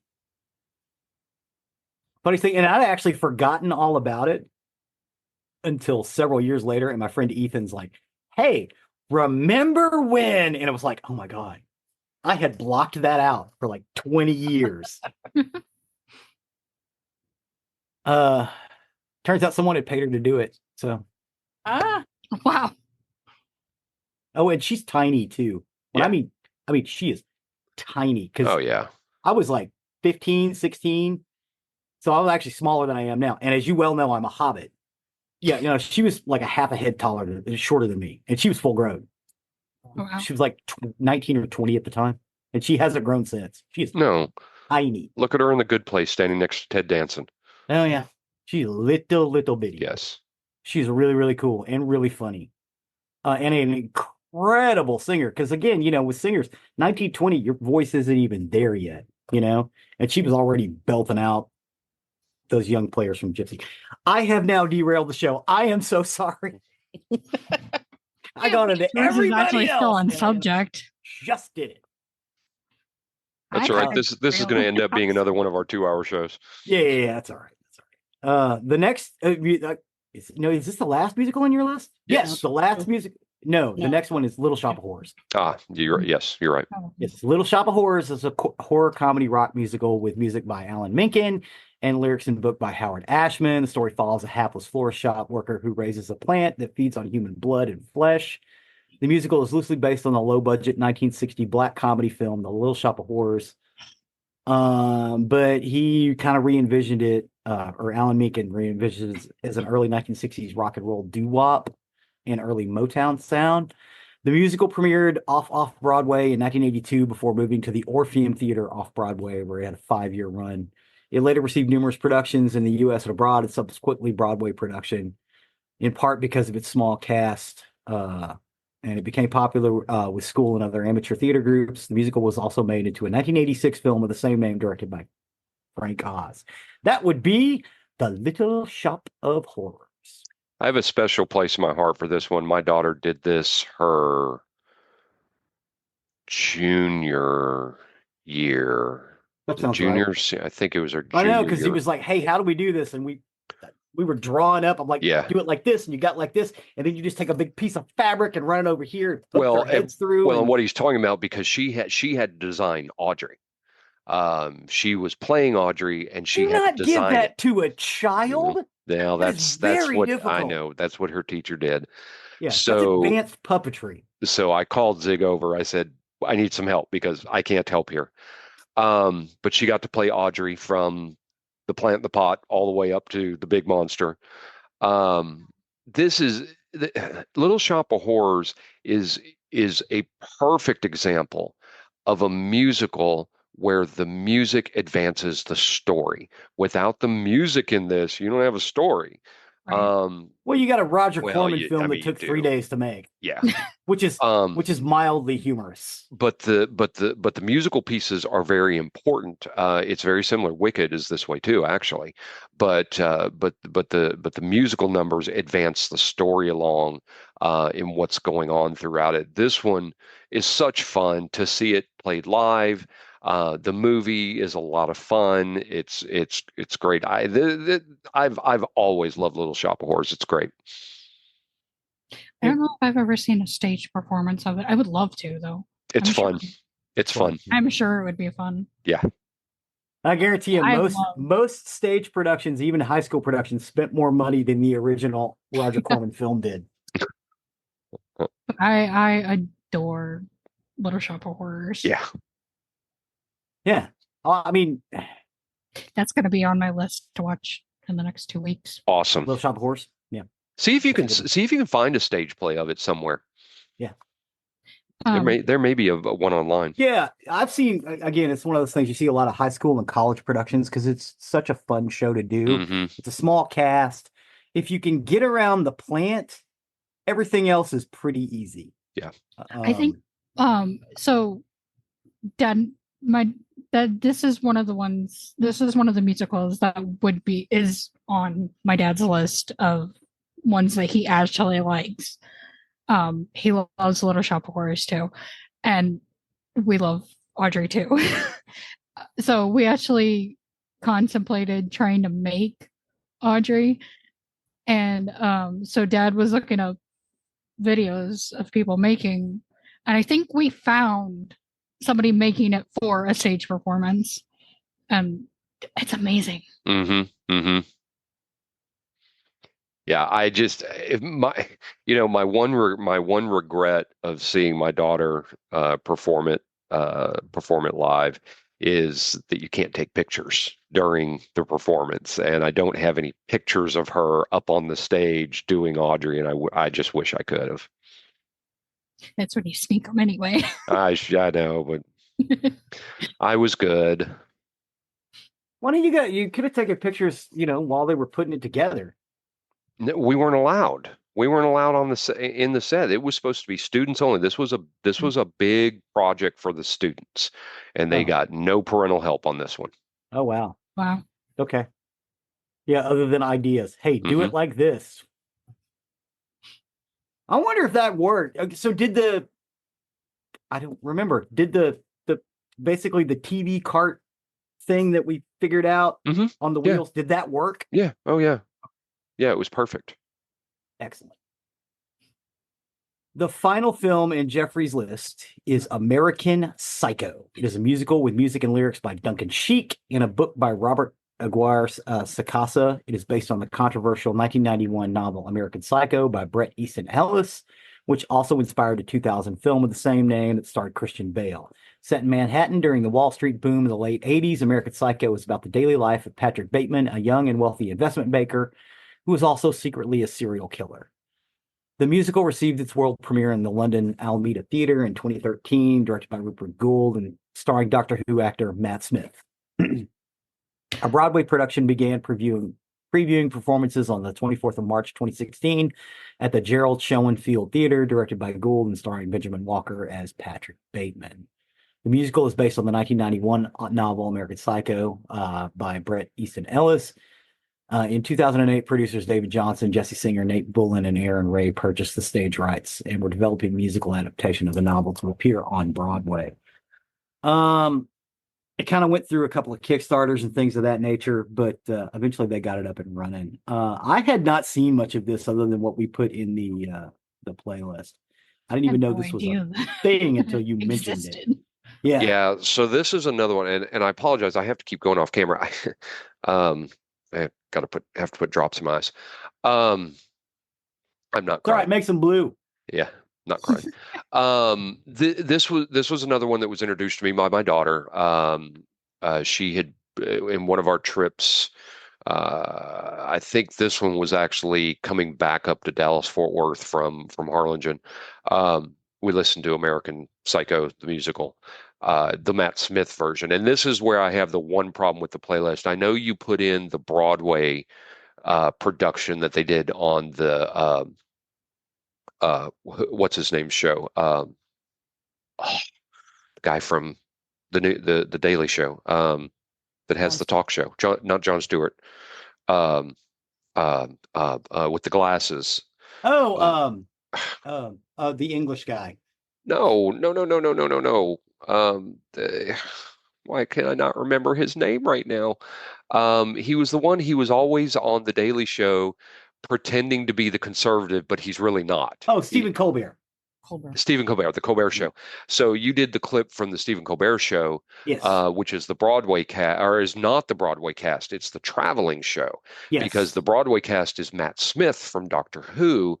Oh, I thought Matt Smith from Doctor Who was the West End cast.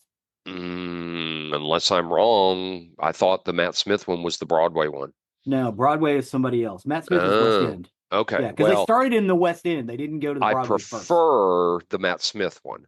Okay. I prefer his, and there are clips online of Matt Smith doing it. And it's just, it's amazing that they took such a creepy film and book and turned it into a musical that is brilliantly done. Yes, it is brilliant.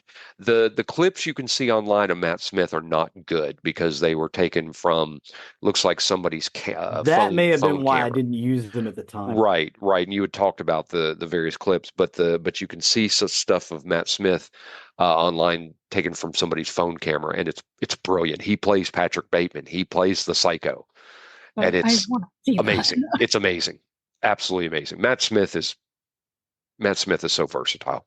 It's brilliant. So he can sing? Yep. Yeah. Yep. He's an actor. Sing? That whole thing I was talking about, singing, dancing, everything, it's you got to do it all. Yeah. I was like, I have problems with your playlist too, but we'll get to that when it's my turn. Because it's all my stuff that I have problems with. Yeah, okay. Well, okay. So Sig may have to do some edits after the show. I'm doing one right now.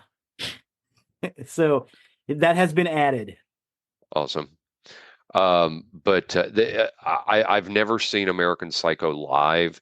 I've watched stuff online, and plus, like I said, I've heard the entire soundtrack over and over, and it's really, really good. They do a great job of telling that in a Broadway musical. It's brilliant. It's brilliant. It's won several awards too. Wow. Yep. I definitely want to see it. Yeah. I mean, Psycho's a horror classic. Well, so. American Psycho, different. Yeah. A little different, but yeah, him playing Patrick Bateman is wild. The story of Patrick Bateman. Mm-hmm. Yes. Yep. All right, Zig. I think that takes us to the end of that list. That would be correct, sir. Part one. We'll get part two again. You'll get part two in episode 178. 177 is kind of a special episode. We'll detail that when we get there next week. But so you'll have to wait for part two for episode 178. So thank you for that. Thank you for the lists. Brenda, great list. Mine, obviously, great list. I love musicals. They're good time. The ones that have been listed so far, go check them out. Check out the stuff on our playlist. See the music, because they're all very very good, and definitely worth at least an initial watch. So now one other thing. Oh yeah. I'm sorry. No. So I also I have an old soul. I really do. So I really love like the 60s beachy shows or the movies, like Gidget and stuff. Mm-hmm. And every list that I'm like, they keep popping those in there, and I'm like, yeah, but I don't consider those musicals, just like Elvis Presley movies. I love Elvis Presley movies. Yes, I'm that. Yeah, I mean, But I don't put because those he on my jumps list out and goes, either. "Want to have a clam bake? Clam bake," doesn't make it a musical. Right. No, And I'm like, those all are of not Elvis musicals. Presley's movies are he sings in them because he couldn't act. They just made him sing Now, through all wait of his a minute. lines. I love Elvis Presley. Stop it. I was gonna say she'll fight you on River that. fight. But They I didn't made put him any of sing those on through my his list. lines. I'm like, those are not in my book musicals. So. See, Clam bake. That's about how I feel Going about to the highway. Wizard of Oz and yeah, my favorite. My brain's just blanking. That's okay. Willy Wonka. Oh, Like, I don't know if I technically count them as musicals. Willy Wonka is a musical. Is definitely a musical. Okay. Yeah, there's a production of it. Yep. I think it's actually called Charlie the Chocolate Factory. Yeah. Yes. Yeah. Yes. The book that everything's based off is Charlie. Yeah. But I think the musical is called Charlie and the Chocolate Factory. Correct. It's a children's musical, just like Wizard of Oz is. Mm-hmm. You are correct. Definitely. There's different versions then, because in 8th grade, I think. Yeah, 8th grade. We did Wonka Jr.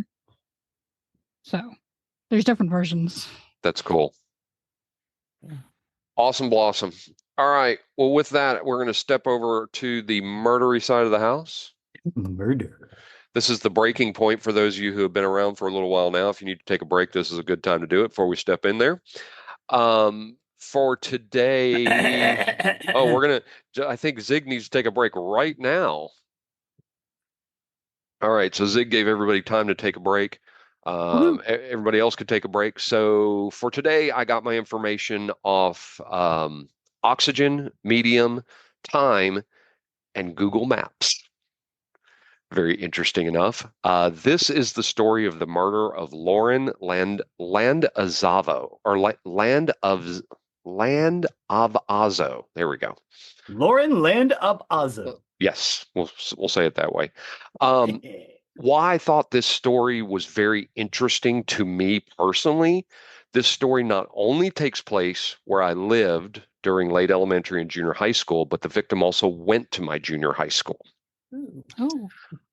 There's actually a memorial out there, and we'll talk about that memorial in the story. But just after 3 p.m. on Friday, September 2nd, 2016, Lauren and her friend Michaela Smith, who were both 13 years old, were taking their usual route home from school. As they were passing through an alleyway in their hometown of Wichita Falls, Texas, a vehicle they had never seen before suddenly came to a short stop in front of them. So this is where I went to Google Maps.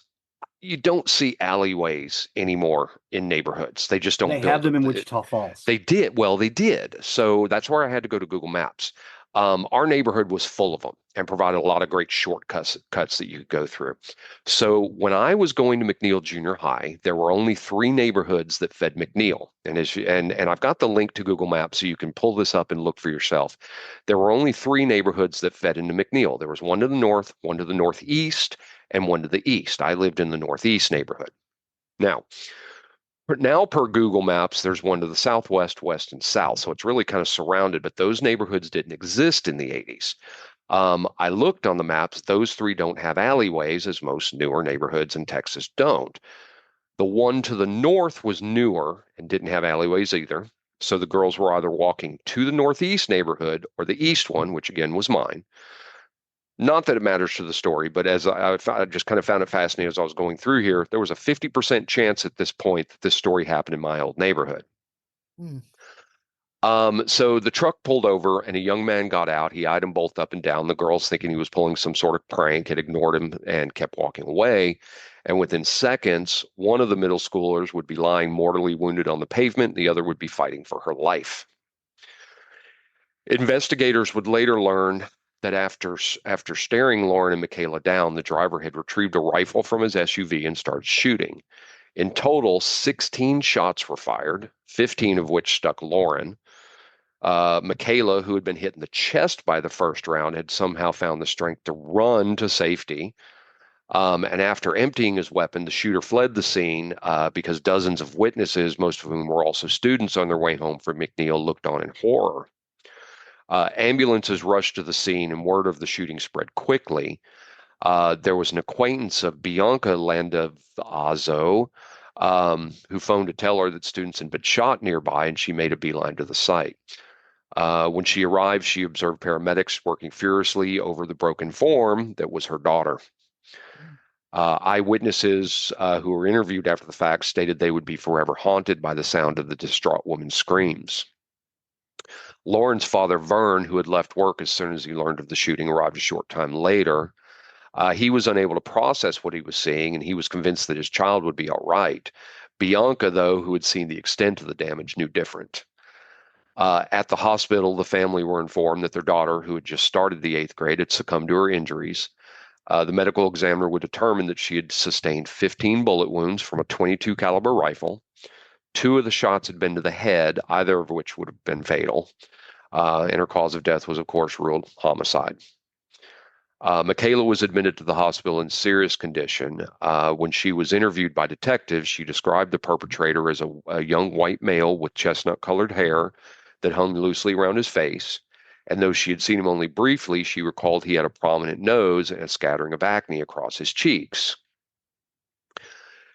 In what seemed like no time at all, witnesses came forward to say that the suspect had been driving a gold SUV that had sped away from the scene before the smoke cleared.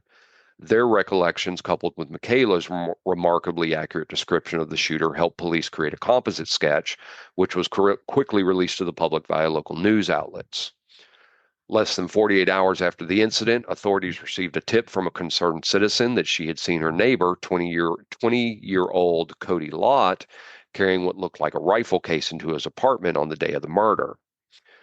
Since he only lived a stone's throw from the alley where the incident had taken place, detectives decided Mr. Lott needed some looking into. Coincidentally, just as this information was coming to light, a couple notified authorities that they had seen a young man in a gold SUV parked near a makeshift memorial that had been erected at the site of the shooting. Since the sighting had occurred only moments earlier, police sped to the scene in the hopes of nabbing their suspect. And as they neared the area, patrolmen spotted a gold SUV heading the opposite direction. They signaled the driver to pull over, and officers requested permission to search the vehicle. He said that he had recently cleaned the interior from top to bottom. He was a very confident young man sitting behind the wheel, and he had identified himself as Cody Lott, and so he gave the police the go-ahead to search it. Nothing pertinent to the investigation was found, but a pair of brass knuckles were uncovered, and since they were illegal in Texas at the time, Lott was taken to the station and booked for possession of a dangerous weapon, which carried a hefty fine and possible jail time. Once they had him in custody, authorities ushered him into an interrogation room where they questioned him as to his knowledge of the double shooting. And at first, he lied through his teeth, claiming total ignorance on the subject. But after about an hour or so, he had become so comfortable in the company of detectives, he began to weave a whole different story that made the detectives sit up and take notice. They said he was animated and bursting with nervous energy, and he spoke of having become infatuated with Lauren after seeing her pass by the apartment he shared with his mother and stepfather. Back to Google Maps I went. There was a single apartment complex there when I lived there, and it was to the east, according to the map, it's still there. There's a newer one to the north, but as I said before, those neighborhoods don't have alleyways. So we now have a 100% chance that not only did this happen in my old neighborhood, I more than likely used the alley as a shortcut going home. Oh, yeah. Oh, yeah. Well, it's weird because Wichita Falls is one of the few places around here that, well, again, they don't build them now, but still have those alleyways because most of, like, Fort Worth got rid of them. We had them too, around Hewlin. We had one right behind my house. We had an alleyway, and that's where the garbage trucks came down. You put your trash cans out there, the garbage trucks came through there and got them. Yeah, Wichita Falls still has them. But I was just getting goosebumps looking at the map. I'm like, my God, I have walked the path she did. I walked through that apartment complex to get to the streets and alleyways that led to my home. So it was just kind of, it was eerie to me having been there, for that. So Lot was taken by her physical appearance, specifically her icy blue-green eyes, and he would wait by the window every day when school let out to look at her from afar. And over time, he began to believe that the pretty brunette belonged to him in every sense of the word. Whoa, she's in the 8th grade? And he was 20 years old. Yep. So this unrequited love turned to hate one afternoon when he saw Lauren walking hand in hand with a boy her own age. This made him angry. He viewed the act as betrayal, and he decided right there and then that he was going to make the 13-year-old, whom he'd never spoken to, sorry that she ever crossed his path. He had been in relationships in the past, but none lasted very long. He would later confess to a court-appointed psychiatrist that he harbored hate in his heart for those of the female persuasion. He was emotionally immature and unrealistically demanding, and Lot had driven his girlfriends away one by one.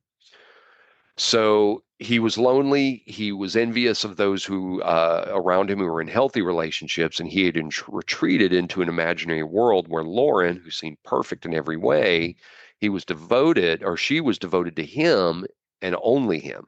This is what was in his mind. And he'd never spoken to her. Never spoken to her. This was all in his head that she was his. Okay. But when he saw her with someone else, that ruined the fantasy, ruined everything, and he decided for that she had to pay. So, hell-bent on revenge, he had taken one of his stepfather's rifles from the gun cabinet on the day of the shooting in preparation for what was to come. When Lauren and Michaela came into view, he grabbed the weapon and jumped into his SUV, pulled up in front of them, effectively blocking their path, and opened fire. The first bullet hit Michaela, which knocked her to the ground. And every other round, he said he saved from Lauren, who had been the target all along. He even said he lamented the fact that he had run out of ammunition, which was the only reason Michaela, who had seen his face and could identify him, had lived. In the next breath, tossing the jealous rage excuse out the window, Lot patted himself on the back as the hero who had acted selflessly to save Lauren from the dangers she would have faced later in life. The way he saw it, by killing her at a young age, he had preemptively rescued her from the clutches of rapists and other predators, and simply put, by taking her life, he had spared her from the evils that lay ahead. Huh.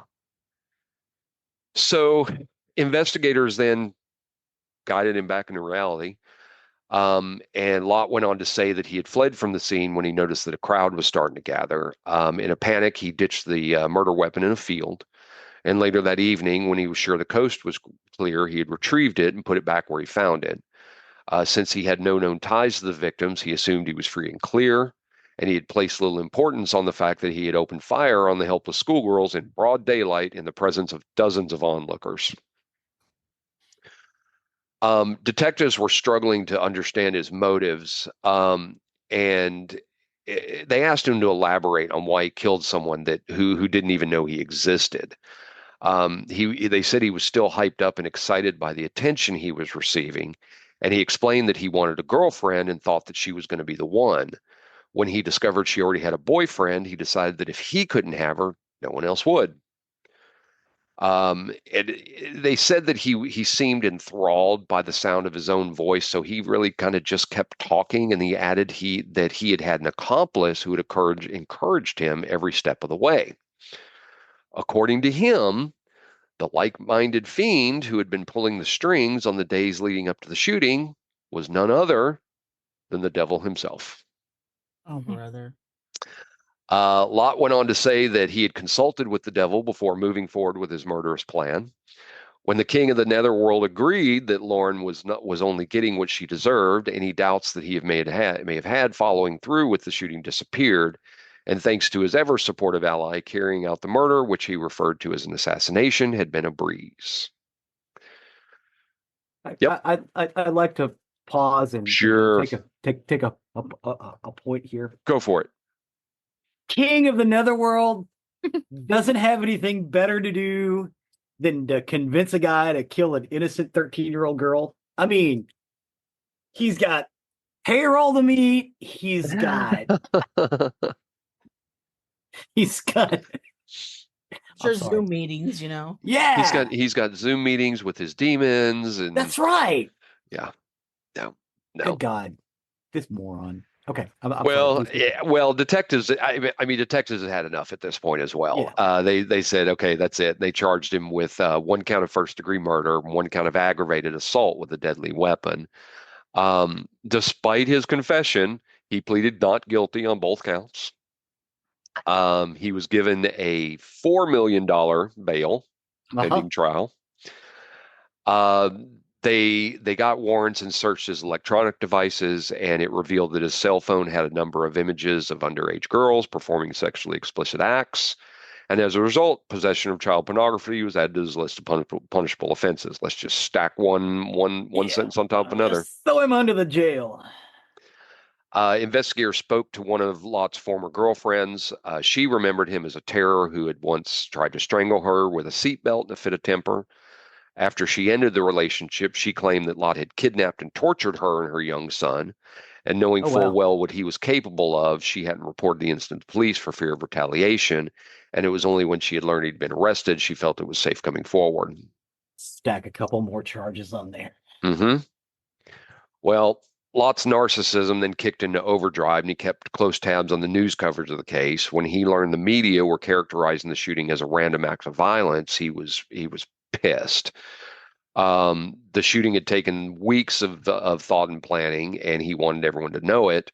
And in a mind-boggling lack of self-awareness, he continued to maintain his innocence, even though he demanded recognition for the tireless efforts that had gone into killing Lauren. Narcissists have no sense of self. No. Man. No. Do not have any sense of self. No. Wow. No. Acquaintances described Lot as a spoiled sort who had been coddled since the day he was born.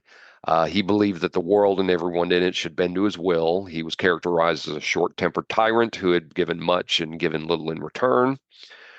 He was a recreational drug user and social misfit and was widely regarded as an oddball. And though he managed to function normally when it suited his purposes, he had straddled the line between acceptable behavior and the off-the-rails lunacy for as long as anyone can remember. Hey, as an oddball, he ain't with us. No, he's not in that club. No. No. His trial was originally scheduled for March of 2018, but was postponed when the defense successfully argued that he was of unsound mind and therefore incapable of understanding the proceedings. 6 months later, after undergoing intensive treatment at a psychiatric facility, he was deemed competent to stand trial. District Attorney Maureen Shelton laid out the case before the jury, and Chief Prosecutor Lauren Poole contended that Lot was a calculating killer who had stalked his teenage victim for nearly a year before taking her life. They stressed that Michaela would have died on the pavement that day as well had the defendant not run out of ammunition. And Michaela herself testified that she felt her own blood running down her chest and down her stomach, but she was more concerned about her friend. She recalled repeatedly saying to herself, "Please let her live," as first witnesses and first responders rushed to the scene. She said she screamed Lauren's name over and over, but of course she never responded. And big props to Michaela for getting up, running, and finding help for Big both time. of them. Big time. Because, I mean, had he not have shot her so many times, she probably could have saved that girl. Maybe. She definitely saved herself. Yeah. Props to Michaela. On the other side of the courtroom, Lot's defense team held that their client had suffered from various mental illnesses that had rendered him unable to distinguish right from wrong. They argued that even if he was the shooter, he had acted on impulses beyond his control. They said he wasn't a calculating killer, but rather a victim of the intrusive thoughts that threatened to consume him. And after hearing both perspectives on September 19th, 2018, the jury deliberated for 40 minutes, 4-0, before finding Cody Lot guilty as charged. At the conclusion of the penalty phase, he was sentenced to life in prison plus 20 years. It took him 5 minutes to get in. Probably 10 minutes to order lunch, and then they had to go down all the charges. I think so. Guilty. Okay. Yeah, I think so. With the current policies in the state of Texas, he will be eligible for parole in 2048. And barring anything unforeseen, he will be 52 years old when he makes his first bid for freedom. Before, during, and after the trial, he was really the picture of arrogance. He never once did he express an ounce of regret for murdering Lauren in cold blood and permanently scarring Michaela, both physically and emotionally. Michaela, who had come face to face with a killer and miraculously survived, carries a reminder of that dreadful day with her everywhere she goes, since removing the bullet would have likely done more harm than good. The projectile remains in her chest, so she keeps that to this day. Oh, wow. Doctors hope eventually it will shift over time to an area where it can be safely extracted, but there are no guarantees. No, it could shift in the wrong place. Yep. At that point, they stack another murder charge on him. Mm-hmm. Yeah, we actually have a friend that was shot on a street in Fort Worth, Texas, and he was shot in the spine and ended up in a wheelchair the rest of his life, paralyzed from the chest down. He ended up dying later as complications from it. So his assault now became a murder charge. 20 years later. Yeah, 20 years later. Yep.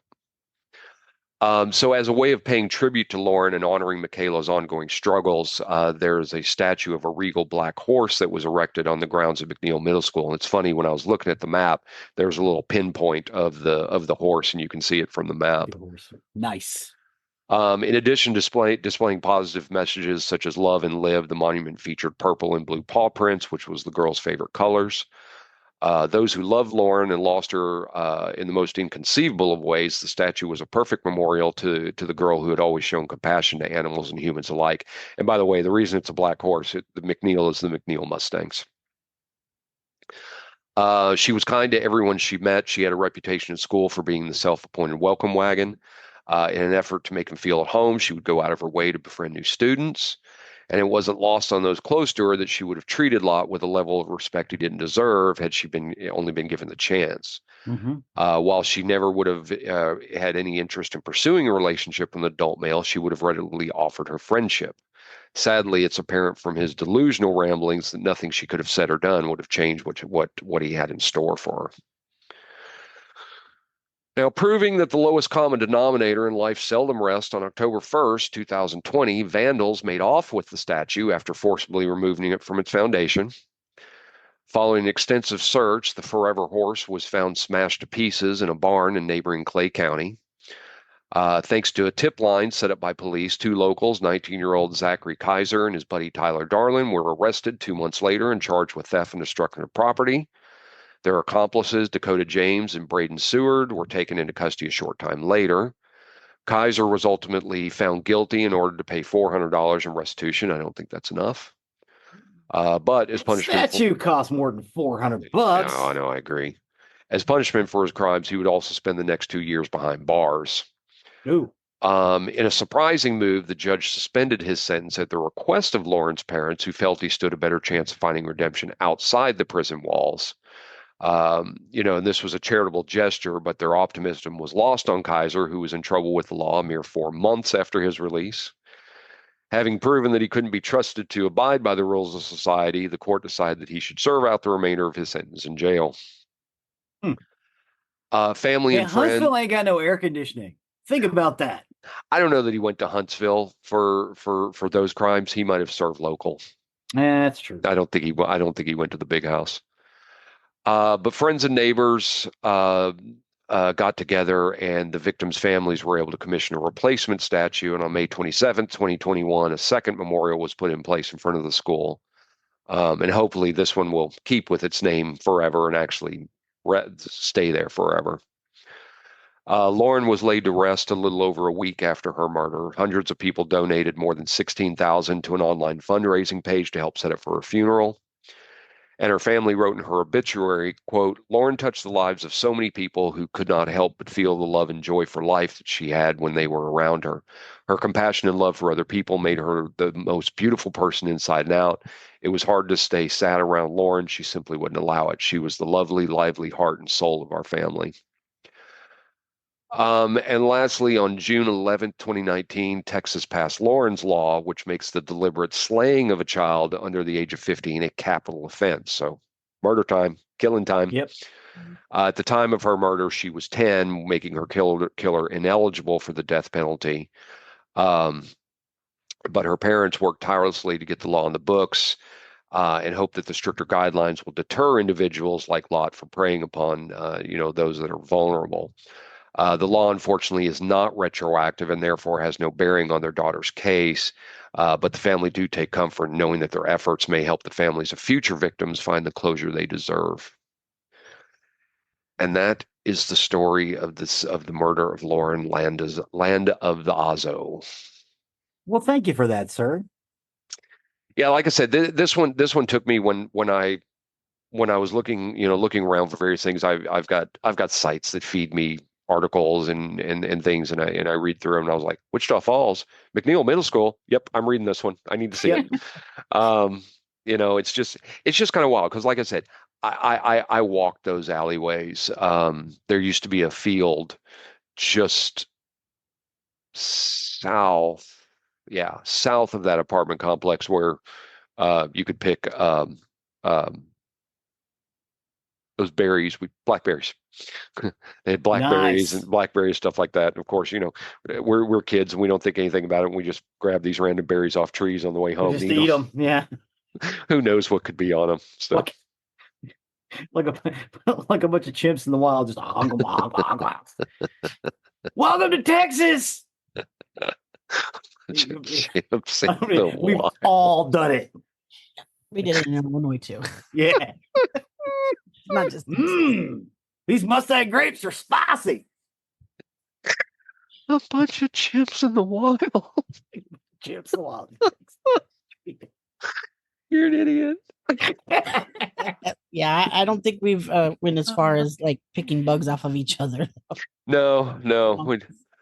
I don't know. I mean, my yesterday on the golf course, we had these big old honking mosquitoes, and I saw one that landed on my hand, and I just tried to shoo it away, and that sucker was just latched on there. So I took my finger and I, flicked it away, and the thing exploded in blood.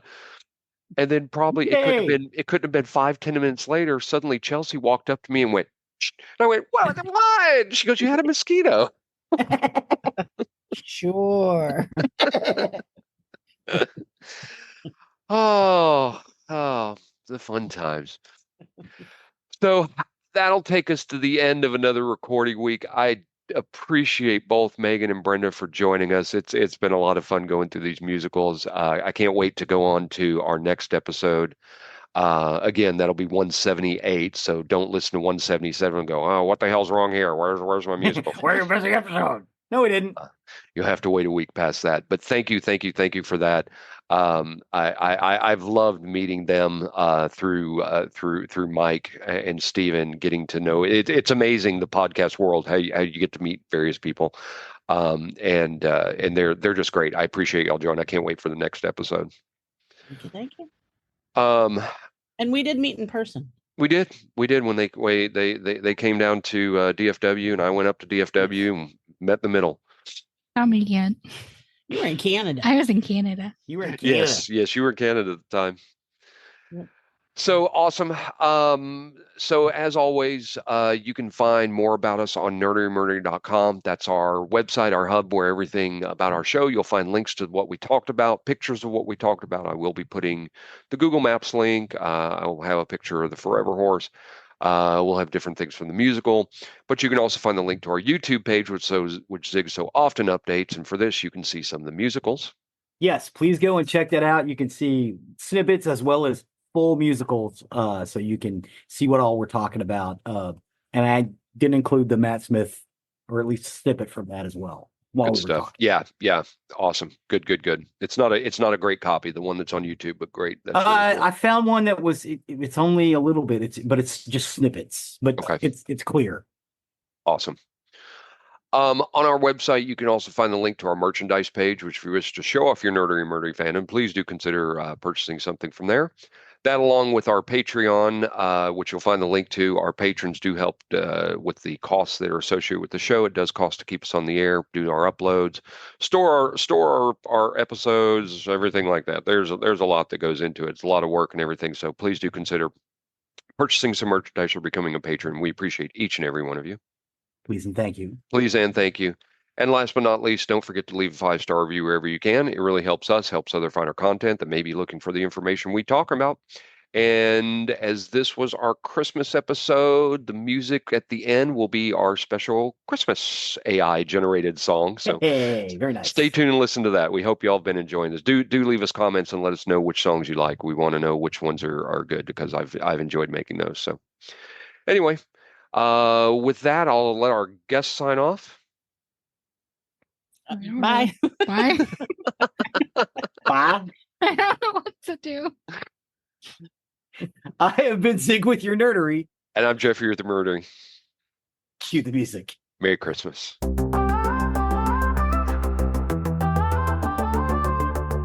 Snow falls softly on the ground.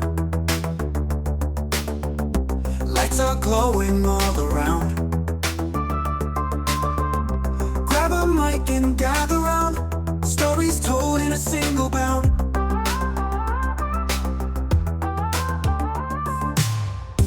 Nerdery and murdery blend. From the start to the very end. Laughs and chills around the bend. Christmas cheer we all defend. On a podcast Christmas Day, joy and chills in our own way. Listen close to what we say. Nerdery and murdery play.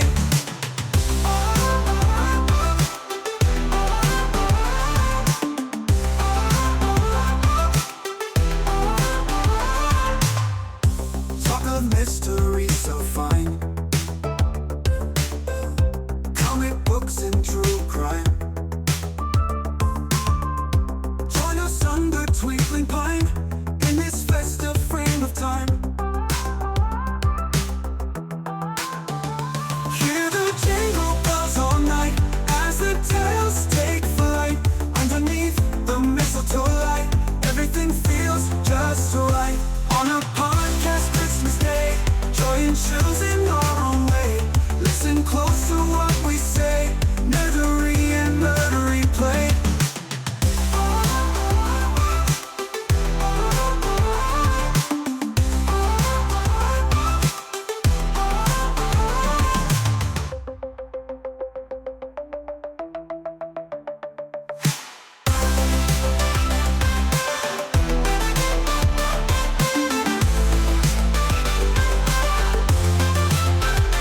Hear the jingle bells all night as the tales take flight. Underneath the mistletoe light,